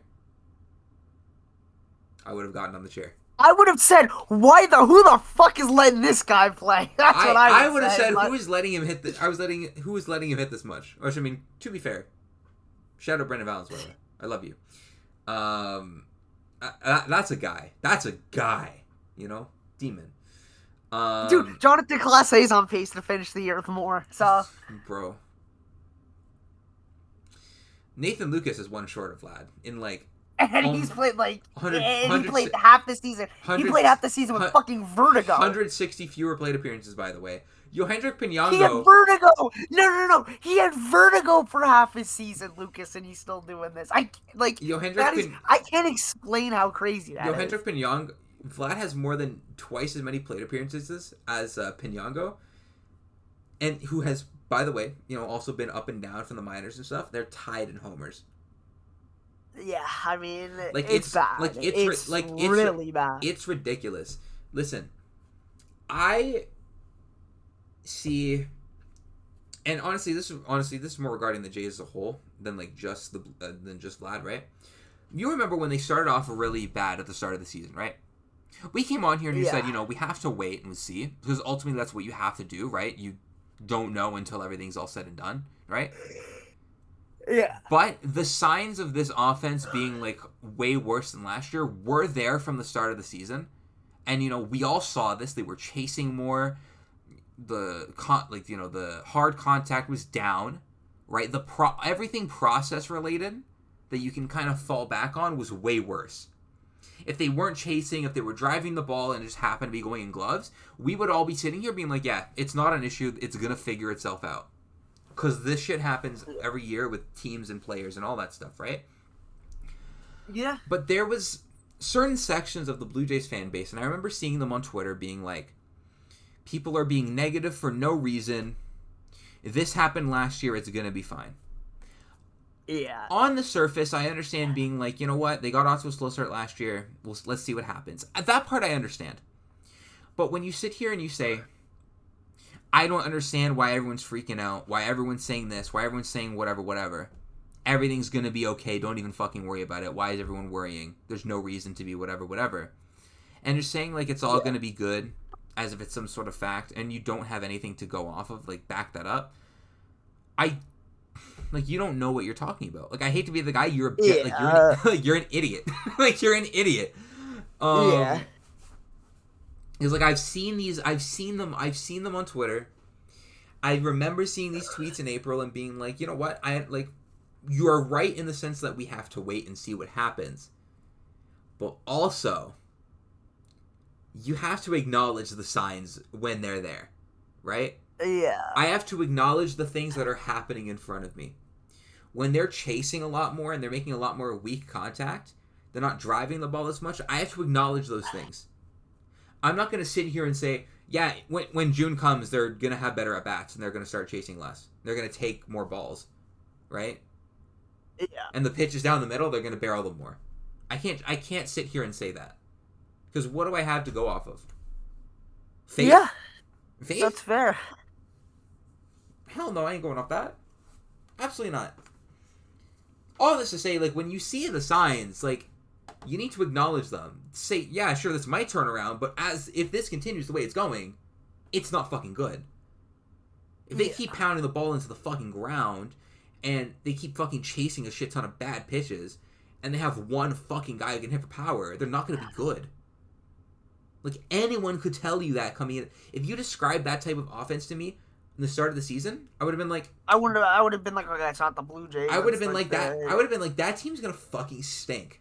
Whatever team that is, they're going to suck balls unless their pitching staff is insane. And guess what? Their pitching staff is not nearly good enough to make up for how fucking awful this offense has been, right? Yeah. Certain guys have been really good. Dylan Cease has been really good. Kevin Gausman's been kind of up and down. He's been not as great lately. Trey Savage has been good, however, he's had his issues. You know what I mean? Corbin held it down for a little bit. He's kind of gone back down. Bieber has looked pretty rough. They've had a good amount of guys out of the bullpen that have looked really fucking good. But I'm sorry, that doesn't make up Spencer for Miles been a great bright spot for sure. Yeah, Spencer Miles. Obviously, Louis Varland's been like one of the best relievers in the league. They've had multiple other really good relievers, like Tyler Rogers has been really good. Braden Fisher's been good. Hoffman's been a lot better lately. Yeah, I mean he hasn't given it a run in over a month. Yep. Flu Hardy has been good. He's been kind of unlucky, but he's been good too. Brendan Little is still alive, I guess. Black SUVs. Black SUVs. But you know what I mean? It's not enough to make up for everything else. The not really good rotation, the bad offense. The last thing I'll say about the Blue Jays in this is that this is exactly what I was stressing last year. It's that you don't know the next time you're going to have a shot as good as that one. That's why you got to finish them. Mm-hmm. That's why you actually have to win, because there's no guarantee that you ever get back. Yep. This might have been our only shot. Yeah. And cue the graphic. I hope not. Only shot FC. Don't fucking only shot FC. Fuck, bro. Yeah, this is a team, like, honestly, if I'm them, I wrote about this. If I'm them, I'm selling off every single expiring at the deadline. All of them, you're gone. Every single last one of anyone who's on expiring, you're out the door. Yeah. Because, like, I mean, honestly, we'll talk about this more in the trade deadline stuff. I'm going to stop for right now. I'll save that for later. We'll go down. The Red Sox. This is another one, like, D. Yeah, you know same. I mean? This is a D. It's honestly a lot of the same, like, reasons as, like, for the Blue Jays, right? Like, they were expected to be in the playoff hunt, right? And they've been shit. They've been bad, right? Not to say that they haven't had bright spots, right? Wilson Contreras has been fucking amazing, right? They've had multiple pitchers be really fucking good. Sonny Gray's been a demon. Jake Bennett has been really good in a little bit more limited time. Peyton Tolley, Ranger Suarez, Connolly Early. Their rotation has been really fucking good. They've had guys out of the bullpen. Garrett Whitlock has been lights the fuck out, right? Yeah. But now you go to the other side of the ball, and Ceddanne Rafael has been a plus. Wilson Contreras has been really good. Wilyer Abreu has been a plus for them. Everyone else has not been good. I don't really think the Red Sox require too much more discussion because we've kind of said these things already over the past bit. Pertaining to them. Like, we've kind of talked about their struggles already. I don't really think there's much else that we can say that's going to be different from things that we've already said. So honestly, I'm down to just give them a D and keep it rolling. Yeah, that's fair. The Orioles, this is another one. Same thing, This is another one, D. I'll give him a D. No, I'm not going to give him a D+. I'll give him a D. All three of these teams are a D. Because, like, you were supposed to be better than this, right? You went out and you had that big offseason. You didn't have the big offseason so you could go 43-51. That's not why you did it. You wanted to be in that playoff hunt, which, I mean, I guess by proxy of the AL being dog shit, they're kind of in the wildcard hunt right now. Yeah. But that has more to do with the fact that the AL is fucking feeble than the fact that the Orioles are good. And I'm not going to give them props because the rest of the AL sucks. Right? Yeah. If you suck, you suck. That's your problem. Yeah. And yeah, this is another team where I don't know about you, Ethan. I'm not going to see too much from the Orioles right now because we've kind of talked about them a lot already and their struggles. Like, we've gone over this already. You know what I mean? You had the big offseason. You're supposed to be better than this. And end of story. You're supposed to be better than where you are right now. So you're one of the teams that people were looking at being like, they weren't as much of a sure thing as the Yankees, Red Sox, or Blue Jays, or like seemingly so. They were the most flawed team of that pack, and I think anybody would tell you that coming into the season. Right now, even doesn't matter. They would tell you that is the most flawed team, the worst of the four. Still reigns true right now. But even so, it's supposed to be better than that. So let's go to the AL Central. The White Sox. Let's have some positivity for a change. The White Sox A+. have actually been good. They've been good. I'll give them an A. Yeah. I'll give them an A. Because, like, they were a team where you were not expecting them to be good, right? This was a team where, again, we projected them in the same sort of... I think we both had, like, the same idea as, like, the Nationals, right? Yeah. We're like, yeah, they have guys, they could be fun, but they're not going to be good. Now they have guys, they're fun and they're good. Yeah. Right? Obviously, the big one, before he got put on the injured list, Murakami was fucking killing it. But he'll be back very soon. Yeah, apparently he's supposed to be activated, like, tomorrow. Yeah. Like, that's when they were expecting him to be activated, I was seeing. Colson Montgomery has been very good. Miguel Vargas is killing the game. Tristan Peter's been really good. Antonacci's been really good. On the pitching side, he hasn't been as good lately, but, like, Davis Martin's been really good so far for the season. Sean Burke has been a pleasant surprise for them. They have guys. They have guys for them. You know who's been really good out of the bullpen for them? Sean Newcomb. He has been, yeah. Which is, like, crazy, because if you told me Sean Newcomb's going to be a demon pen arm in the big 2-6, I'd have been like, yeah, all right, man. I would have said stop trolling. Yeah. That's what I would have been saying. I would have been saying, stop trolling. What are we even talking about? Sean Newcomb, get out of here. I mean, he was good last year, though. Yeah, but also he's, like, not, like, his I don't think his stuff is that great. Plus, he's in his 30s. I'll say this: if you told me he'd be this good after 2024, I'd call you crazy. After what I saw last year, I'd say, yeah, it sounds about right. I guess, but even so, like, there's a lot of places on. I guess it's more so I didn't expect him to repeat what he did as well. So there's that. Yeah, like, obviously I acknowledge what he did last year, but it's like. Yeah. This kind of player, he's 33. Also, that's the other thing. He's 33. Stuff's never, really been that. Like, his velocity's up this year. And I would have been like, yeah, all right. I was not expecting his fucking velocity to be the best that it's been since he was with the Braves. Right? Yeah, that's fair. He's on a watch right now. Shout out to him.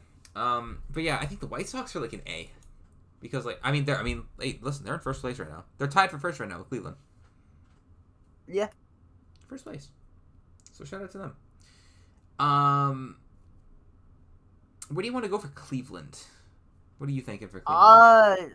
Yeah, I mean, that's about what I expected from them, to be honest. I'll give them a B+ personally, just because I personally predicted them to be a little worse. I know that this is more or less how they, near the top of their divisions where they were last year, albeit they did have a pretty big finish to the season last year to do it. I'll give them a B. I'll give them the plus because, like, yeah, I projected you to be lower. I'll do that. Yeah. Albeit, they still aren't that great, to be honest with you. A big part of the reason why they are so high in the AL is, again, because the AL kind of fucking stinks. They are tied right now for the third best record in the AL. They're only 2 games over 500. There's 2 postseason teams in the AL right now that are exactly 500. Like, that's kind of gross. The Mariners and the Rangers. That's kind of nasty. That's nasty. But yeah, I'll give the Like, that's gross, nasty. So what do you want? So I'll go B+. What are you going? Yeah, I agree with you for that one. Mm-hmm. The Twins. I'll go same thing. Yeah, I mean, I didn't expect them to be good. They're doing better than I thought they would. So I'll go C+. It's like, I'll go B-. You're not that good. I'll go B-. I mean, they're better than I thought they'd be. So yeah. They've had some pretty impressive things come out of them this season. Joe Ryan's obviously pitching great. Byron Buxton is doing his thing. Those are things that we kind of expected. But outside of that, like, I didn't expect them to be this close to 500. I expected them to be a lot closer to the basement. Luke Keyshaw kind of rebounded after a really slow start. Don't sleep on Josh Bell. They have guys. They have a few guys. So I'll give them some props. The Tigers. Hitting you with a D. Yeah, This is big fat D. This is a big disappointing team. D for Detroit. D for Detroit and D for Dog. Because this is a team where even if, let's say you're one of the people who thought Cleveland was going to win the division, right? Because you remember there was still people who thought that, right? That was still a prediction. I don't think people were projecting the Tigers to be this low in the standings. Now, albeit they've been a lot better over the last month and a bit, but you're still almost 10 games under 500. Like, you're still not particularly close to a wildcard spot. Okay, never mind. I lied. You're 3.5 out. But, like, you have a lot of teams to jump. You have to jump 1, 2, 3, 4, 5 teams to get into a wildcard spot right now. Right now. Yeah. You have to jump the Red Sox, Blue Jays, Astros, Twins, and the Rangers. And honestly, you don't have that much more time before the deadline before you can go and reinforce your team. You don't have that much more time. You have like a couple weeks. Once those couple weeks hit, if you are cold coming out of the All-Star break, your season is probably done. Because you know what happens? Yeah. Tarek Skubal's fucking gone. See ya. See you later. Welcome to Toronto. Yeah, just what we need. Another fucking pitcher that won't help us hit at all. Yeah. It's also not going to happen. I know. Yeah, but this, like, you know, again, this is another team where, you know, they were in the postseason last year. They had the division lead for, like, most of the season. They went out in the offseason. They got Framber Valdez, which was, you know, supposed to be, like, you know, the big 1-2 with him and Skubal, partially an insurance in case he leaves after. But, like, all that, you're this far below 500. Like, it's rough. It's rough. Yeah. And like, you know, a lot of other guys that were supposed to produce for you aren't doing it. You know what I mean? All-star starter last year, Javi Baez, 85 WRC plus in like 20-something games. Albeit, you know, hasn't played the whole season. He's, you know, been on the IL now for a little bit. But even before he went on, he wasn't doing very good. Zach McKinstry, not good. Matt Vierling, not good. There's a lot of guys here who are not good. And it's kind of tough. Even despite a Kevin McGonigal being really good, and a Dylan Dingler being really good, and a Riley Green being really good. Doesn't fucking matter because a lot of your team stinks. That is the unfortunate truth. Yeah. So we'll see what happens. They do have a plus run differential, though, which is kind of surprising. Not even just plus, they're like plus 20. So, I mean, again, if this team does turn it around before the All-Star break, you could see them by. But if they don't, like, you're done. Like, you can't be like 10 games below 500 at the All-Star game and then at the deadline and then start buying. Like, you just can't do that. That's not gonna happen. I gotta give him a D. You're in 4th place. Disappointing. Kansas City. What do you got for the Royals? Yeah, D-. Yeah. I mean, I didn't think they'd be like, you know, running away with the division. I thought they'd be at least in contention for it. Mm-hmm. Honestly, I'll go F. I mean, 38-56 is pathetic. I'm going F. Yeah, again, this isn't a team that, you know... The Angels have one less win. Yeah, this isn't like a team that's like, yeah, no. That's definitely an F for me. I'll go D-. I'll be a little bit more generous just because I didn't think they were going to... No. Am I going to be generous? No, I'm not going to be fucking generous. This team stinks. No. Again, this is not a team that we projected to be that good, right? This is the type of team where it's like, maybe they're in a wildcard spot, but they're not going to be like that good. Or sorry, in contention for a wildcard spot is what I meant to say. But like, even if they are, they're not like that good. You know what I mean? Yeah. One of those teams. Yeah. This is a whole different level of bad. Yeah. Like, everything outside of... Listen, y'all are lucky you have the best player in the American League right now.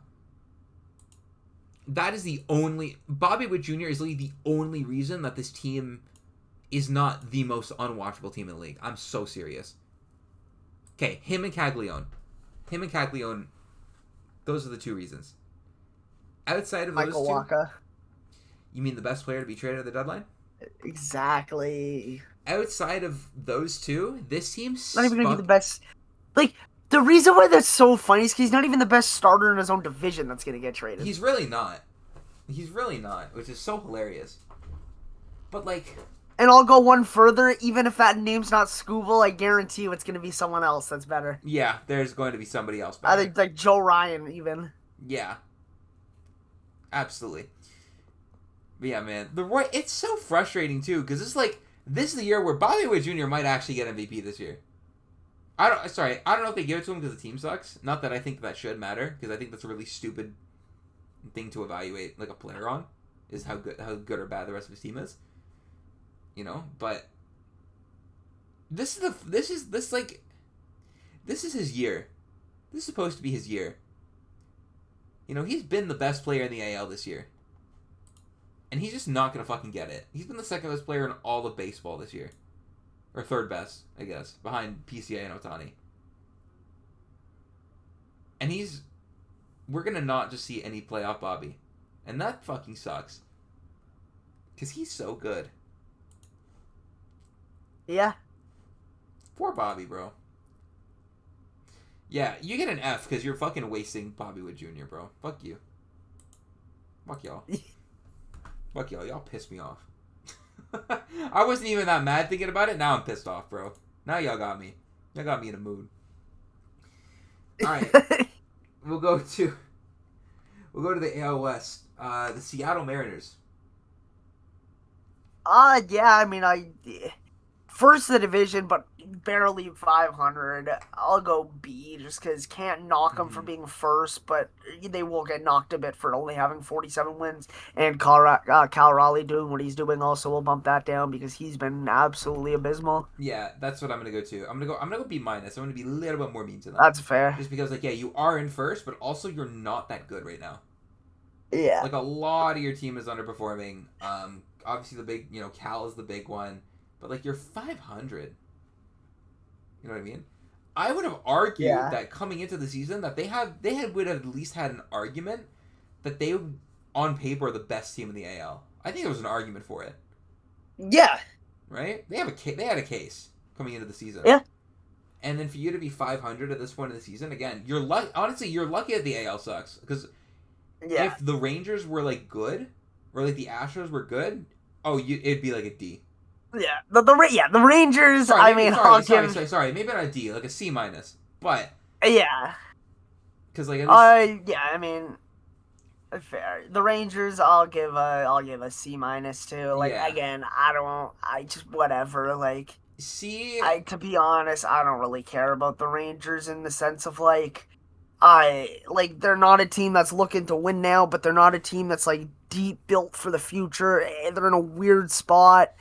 And I think them kind of moving Simeon for Nimmo, solid move, getting money off the books.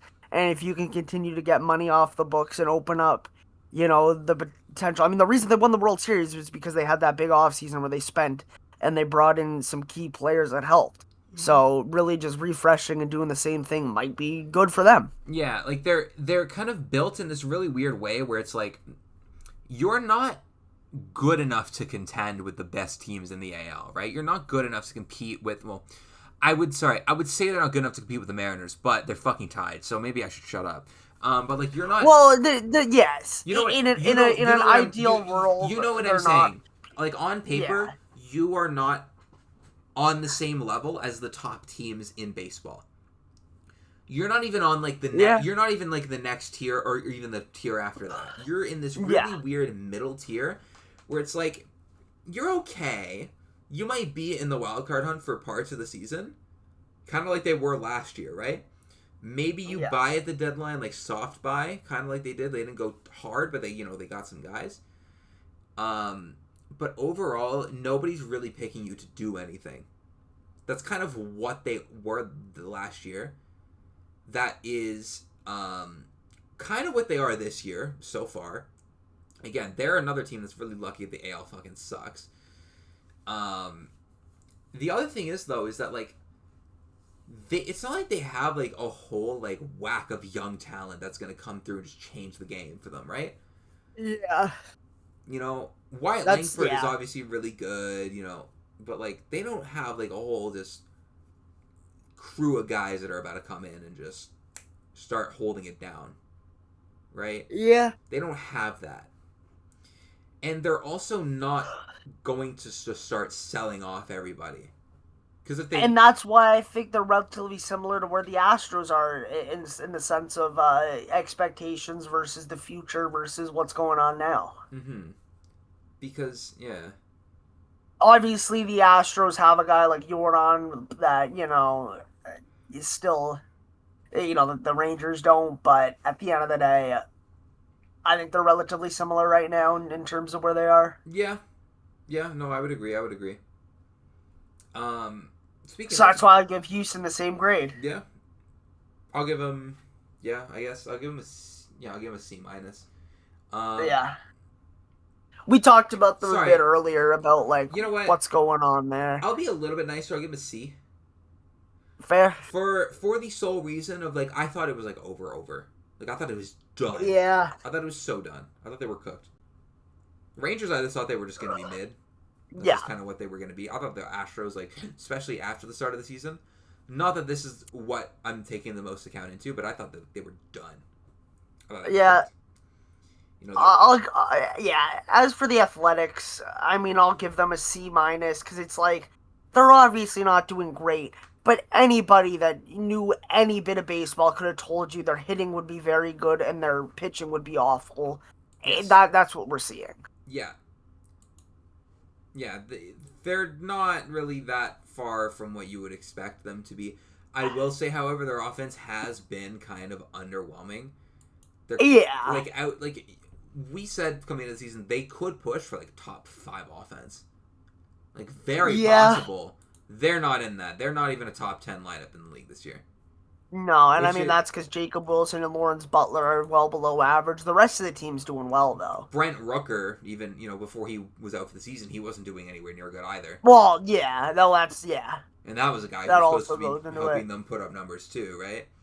Yeah, but I mean, you're getting the production from Kurtz, you're getting production from Langeliers, you're getting it from Soderstrom, you're getting it from a bunch of guys that have been, called up in and out of the lineup. Like you're getting the offense from most of these guys. If you could, like the difference is with Wilson is that the way he is as a hitter, he is not somebody that is, going to be hitting a lot of home runs or extra base hits to the point where, you can get away with a low average. The reason that makes him a good hitter is because he has a high average and he, doesn't strike out a lot. Mm-hmm. He just makes contact, yeah, and that's just... And he just seems to flick every pitch and just get a base hit. Yeah. That's just and Lawrence Butler has just been terrible. Yeah, there's no sugarcoating the Lawrence Butler thing. He's been really bad. There's no sugarcoating it. Let's just say it for what it is. He sucked. As bad as he is, he still has the same amount of home runs as Vlad, so... All right, man.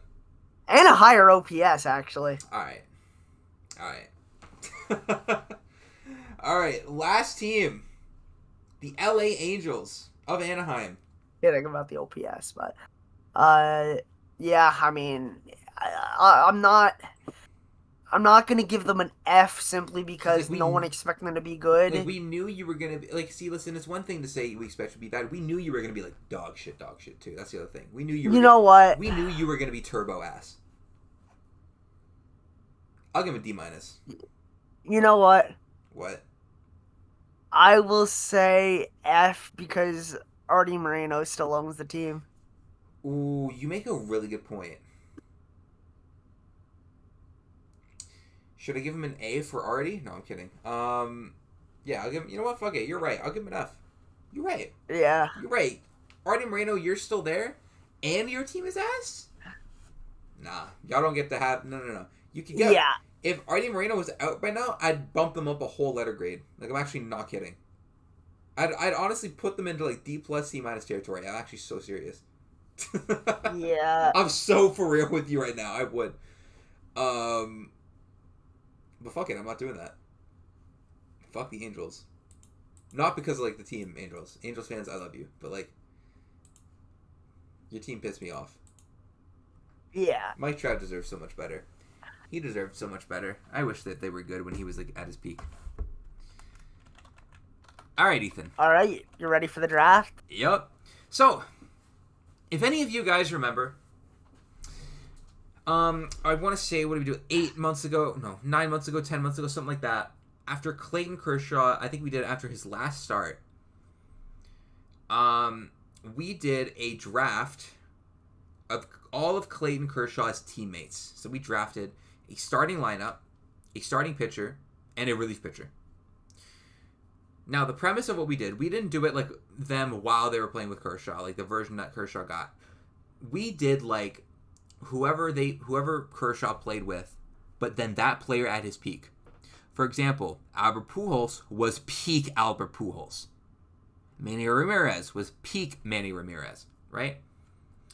And we are doing the same thing today. So, yeah. As of, I think it happened, when it happened? Yesterday, I think, right? Yesterday. In the afternoon, Justin Verlander came out and he announced that he is retiring at the end of the season. He posted up the announcement on all his socials and everything. And said, like, you know, I knew that the game would he pretty much said, like, I knew the game was going to tell me when it was my time to retire, and I've decided that this is going to be my last season. More or less what he said. So, yeah, we decided, and we kind of knew that we were going to do this, like, we were just kind of waiting for the announcement to happen. We are going to do a draft of Justin Verlander teammates. Alright? Now, I have a coin flip in front of me. Ethan, take heads or tails? Tails. All right. No, tails never fails. Come on. Tails never fails. All right, so whoever wins this one, so I'm heads, Ethan is tails, is going to get the first pick. And we do snake. Obviously, it's a two-person draft, but so let's say I won, it would be me, Ethan would get 2 picks, then I get 2 picks, and Ethan, so on and so forth, you guys get it. We're allowed to play guys like kind of out of position, but the rule is like they have to have actually like played a decent amount of that position, right? For example, like you can't just say, "Oh, I'm gonna put a guy who only played the outfield at second base." Yeah, for example, like when we did like Mookie Betts, like we were allowed to put Mookie at second or short or whatever, but we weren't allowed to put him at like first or third because he never played those places, right? Yeah. It has to like make sense, right?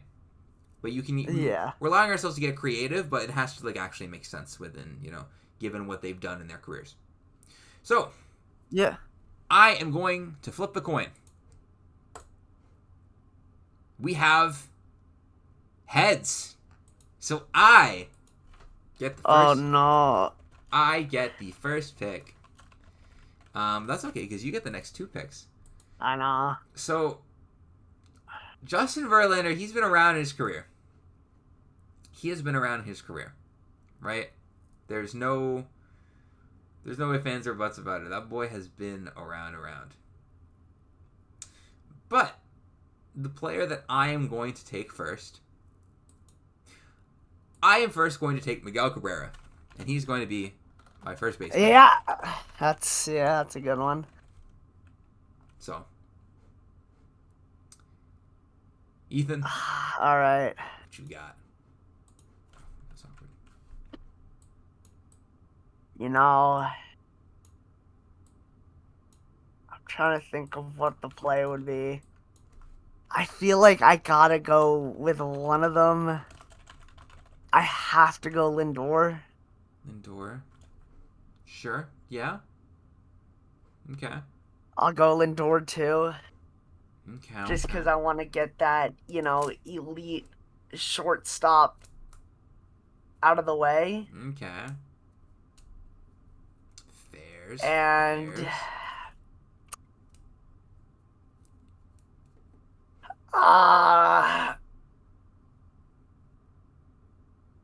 give me Pudge. Okay. Door. So we'll do that. Door and then Pudge. Rodriguez. Okay. I kind of like where I'm at right now. I actually really fucking like where I'm at. I mean, I do too. I really like where I'm at. So, for my next pick. Oh, I fucked up. I fucked up. Give me Another former MVP. One MVP while playing with Verlander, actually, I'm pretty sure. Give me Jose Altuve at second base. Okay, I didn't fuck up as bad as I thought. Very good player, for sure. Oh, insane player. Insane level of player. Not as bad as I thought it's going to be. I have another pick, and who do I want to go with here? I do have some guys. I could go with another Astro. There's a few other Astros I could go with right here. There's a lot of really good fucking Astros guys he played with. Well, makes sense. That team was fucking insane.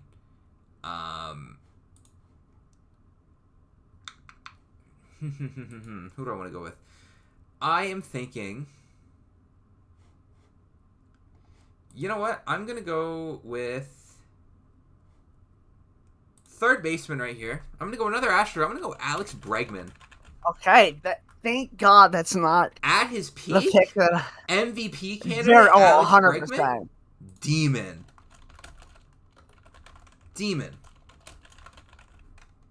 Sorry, I'm filling these in on the sheet for anyone who hears my typing in the background. That's just me filling it out.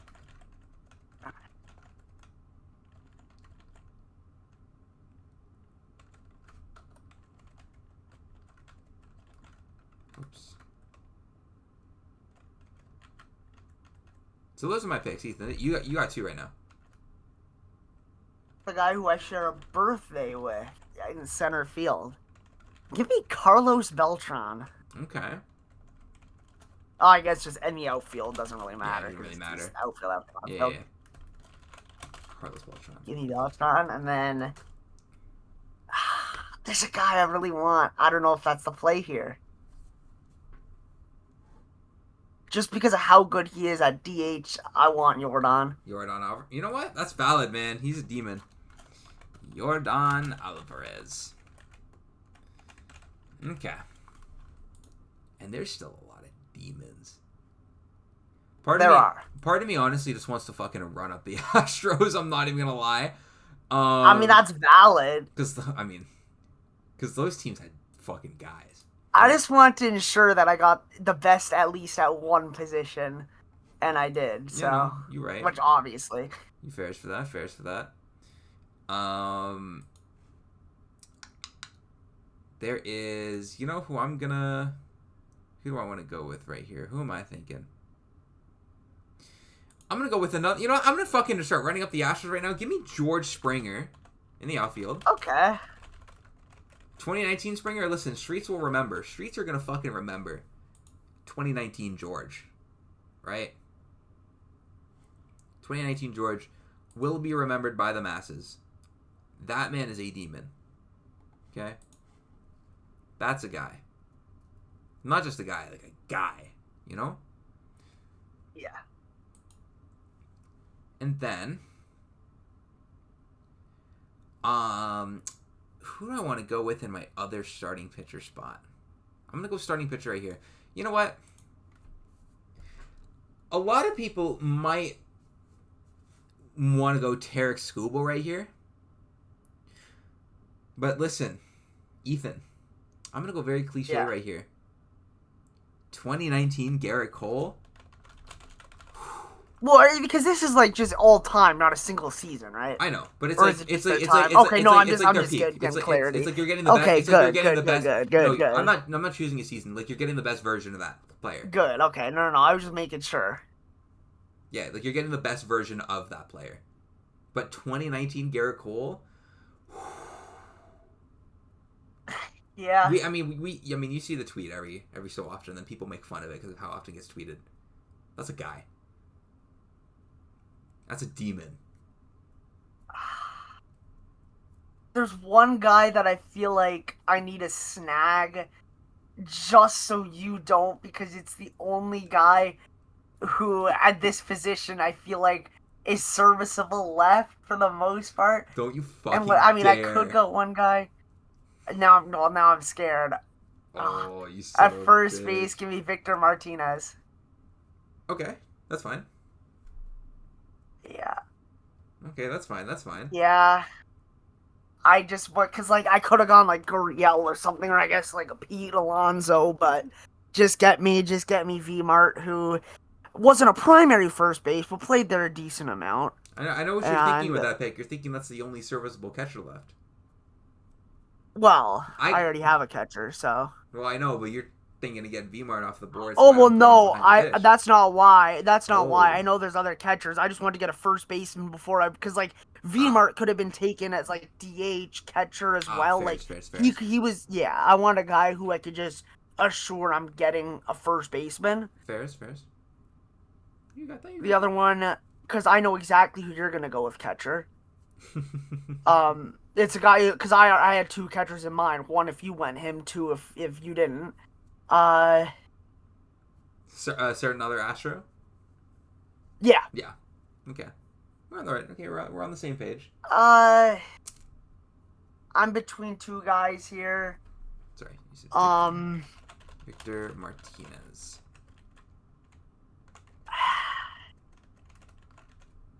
I'm between two guys. I guess I'll take him at third base. Should I take him at third?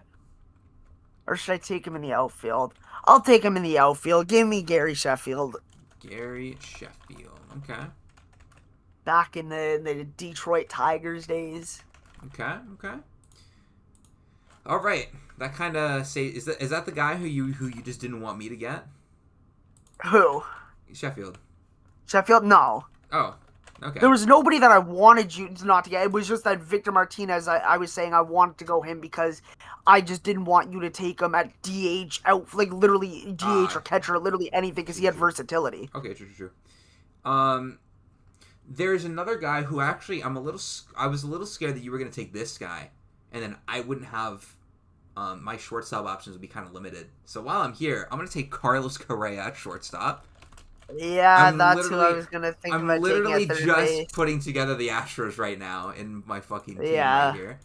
But hey, listen, they had guys, so it's different. Yeah. In my other outfield spot though, I am going to take one Curtis Granderson. Yeah, that's another guy I was considering. Because that guy at his peak was a demon. Yeah, like, the reason I haven't gone starter yet is because you can't take another starter, so I could just use my last pick on that. Yeah, I can't. You're in no rush. Yeah, same with you with, like, catcher. Yeah, I don't have to take no catcher. I can wait. Yeah. Alright, so the Grandy man, and that means that I have second base, third base, outfield, and both pitcher slots left.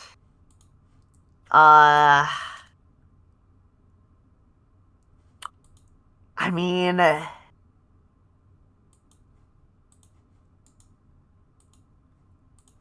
trying to think.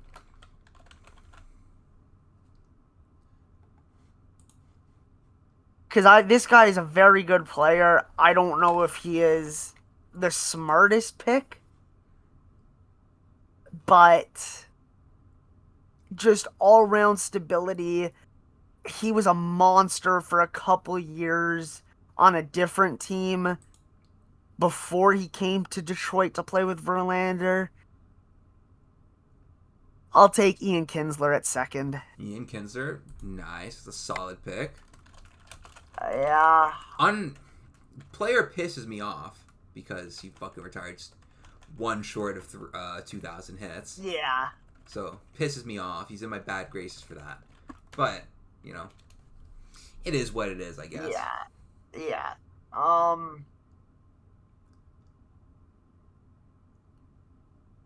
Yeah, now I'm kind of stuck.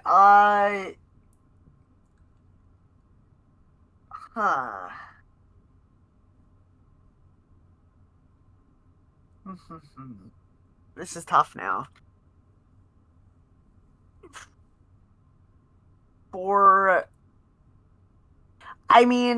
I guess for a lack of other options at this point, I guess for the outfield, I don't have enough guys who are named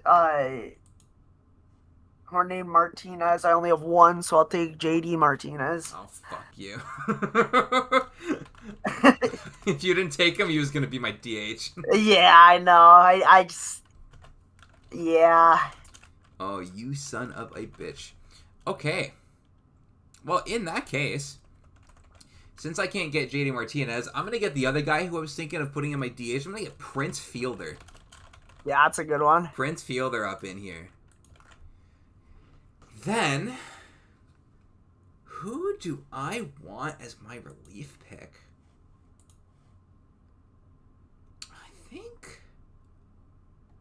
I think I know who the guy is here. Oh, I know who the guy is. For my relief. Please don't be mine. I don't know if this is your It will be pick. mine. I can guarantee you it's mine. I don't know if this is your pick. I have no idea. All I'm saying, start playing the trumpets.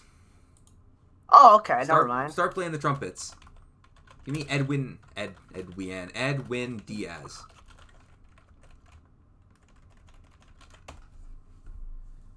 Start playing the trumpets. Honestly, that's all. I mean, I'm not gonna say that's a bad pick by any means. Edwin Diaz is that fucking guy.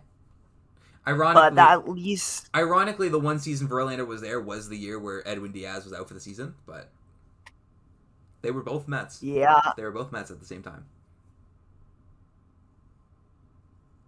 Yeah. And listen, and the best version of Edwin Diaz?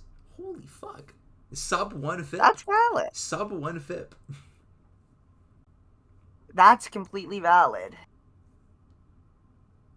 That's completely valid. So, now I have third base and both pitchers. The order doesn't matter because obviously you're not gonna take any of the guys I could take. Mm-hmm.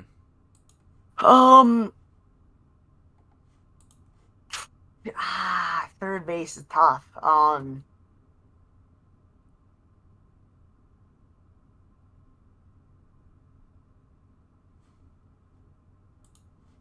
Like who even is available anymore? I mean, I'm sure there's obviously a lot, just that I can't think.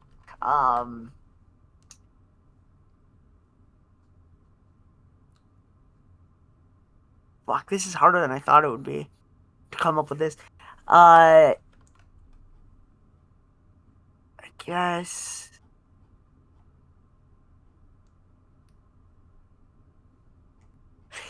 I need to see if this guy appeared in a single game at this position. It should count, right? Is that how we're doing it? I'll let it slide. There's probably a 0% chance he even did, so I have to double check. I'm grasping at straws at this point. Given where we are, it doesn't matter. Given where we are, no, I'll let it slide. No, it's fine. Actually, I don't even know who the hell I could even pick here. Oh my god, I'm like panicking. The options are pretty thin, I can't lie. Yeah, like I waited too long. Oh shit. I was scared you were gonna get Correa earlier and put him a third. I was like, oh, yeah, I know. That's what I wanted to do. Because if you did, I wouldn't have had that many. Actually, there's some sleeper options from his early Tigers days that you could have gone with the shortstop, but yeah, it would have been the most pretty. I can't lie. Yeah, I mean, let's see. Did he play this position? Yeah, he did. Okay, obviously he did. I guess I'll take Polanco. Okay. I'll take Placido Polanco, I guess. I mean, not the best, but I mean, I'm not the worst either. Polanco. I was gonna say, are we gonna get some Johnny Peralta action up in here? Maybe. Who should I go? Starter or reliever here? Yeah, that's up to Doesn't you. matter, but It really don't matter. It's up to you. Give me La Flecha, the arrow, Fernando Rodney. Fernando Rodney follows me on Instagram, by the way. Really? That's awesome. He's followed me on Instagram. It's so funny. I don't know why he's followed me on Instagram for like a decade. Like since I was a teenager. I don't know why. I think I just followed him and he just followed me back. I was like, fuck yeah. Yeah. Shout out Fernando fucking Rodney. That's one of my favorite. That's one of my favorite ones. Like, yeah, I have a fucking Major League Baseball player who follows me on Instagram. What do you got? Well, I have a hockey player that played for the Leafs for like 50 or for like 60 games, and he was an enforcer. He just fought. He didn't do anything else, and he follows me on Twitter. So that's goat. That's fire. That's a demon. Shout out Jay Rosehill. Hey, shout out bro. Shout out bro Sif. All right. So I have an outfielder spot and I have a catcher spot. I'm gonna get the catcher. I'm gonna get the catcher one out of. Oh no, I forgot to put Fernando Rodney here. I'm gonna get the catcher one. It's so funny if you just don't take the obvious one. Yeah, I'm gonna get the catcher one out of the way right now. I'm gonna go Brian McCann. Yeah. Let's go. Obvious one right there. Right. Get the best version of Brian McCann. You get Braves Brian McCann with you, Demon. For my outfield spot, I've been contemplating who I want this spot to go to for a little bit now. And I think I've settled. Who I want. I went back and forth. Like, Austin Jackson, when he was at his peak, was really fucking good. Verlander was teammates with Yoenis Cespedes. But I'm going to settle on, I'm going to go another Astro. I told you, I'm running up the Astros right now. Kyle Tucker.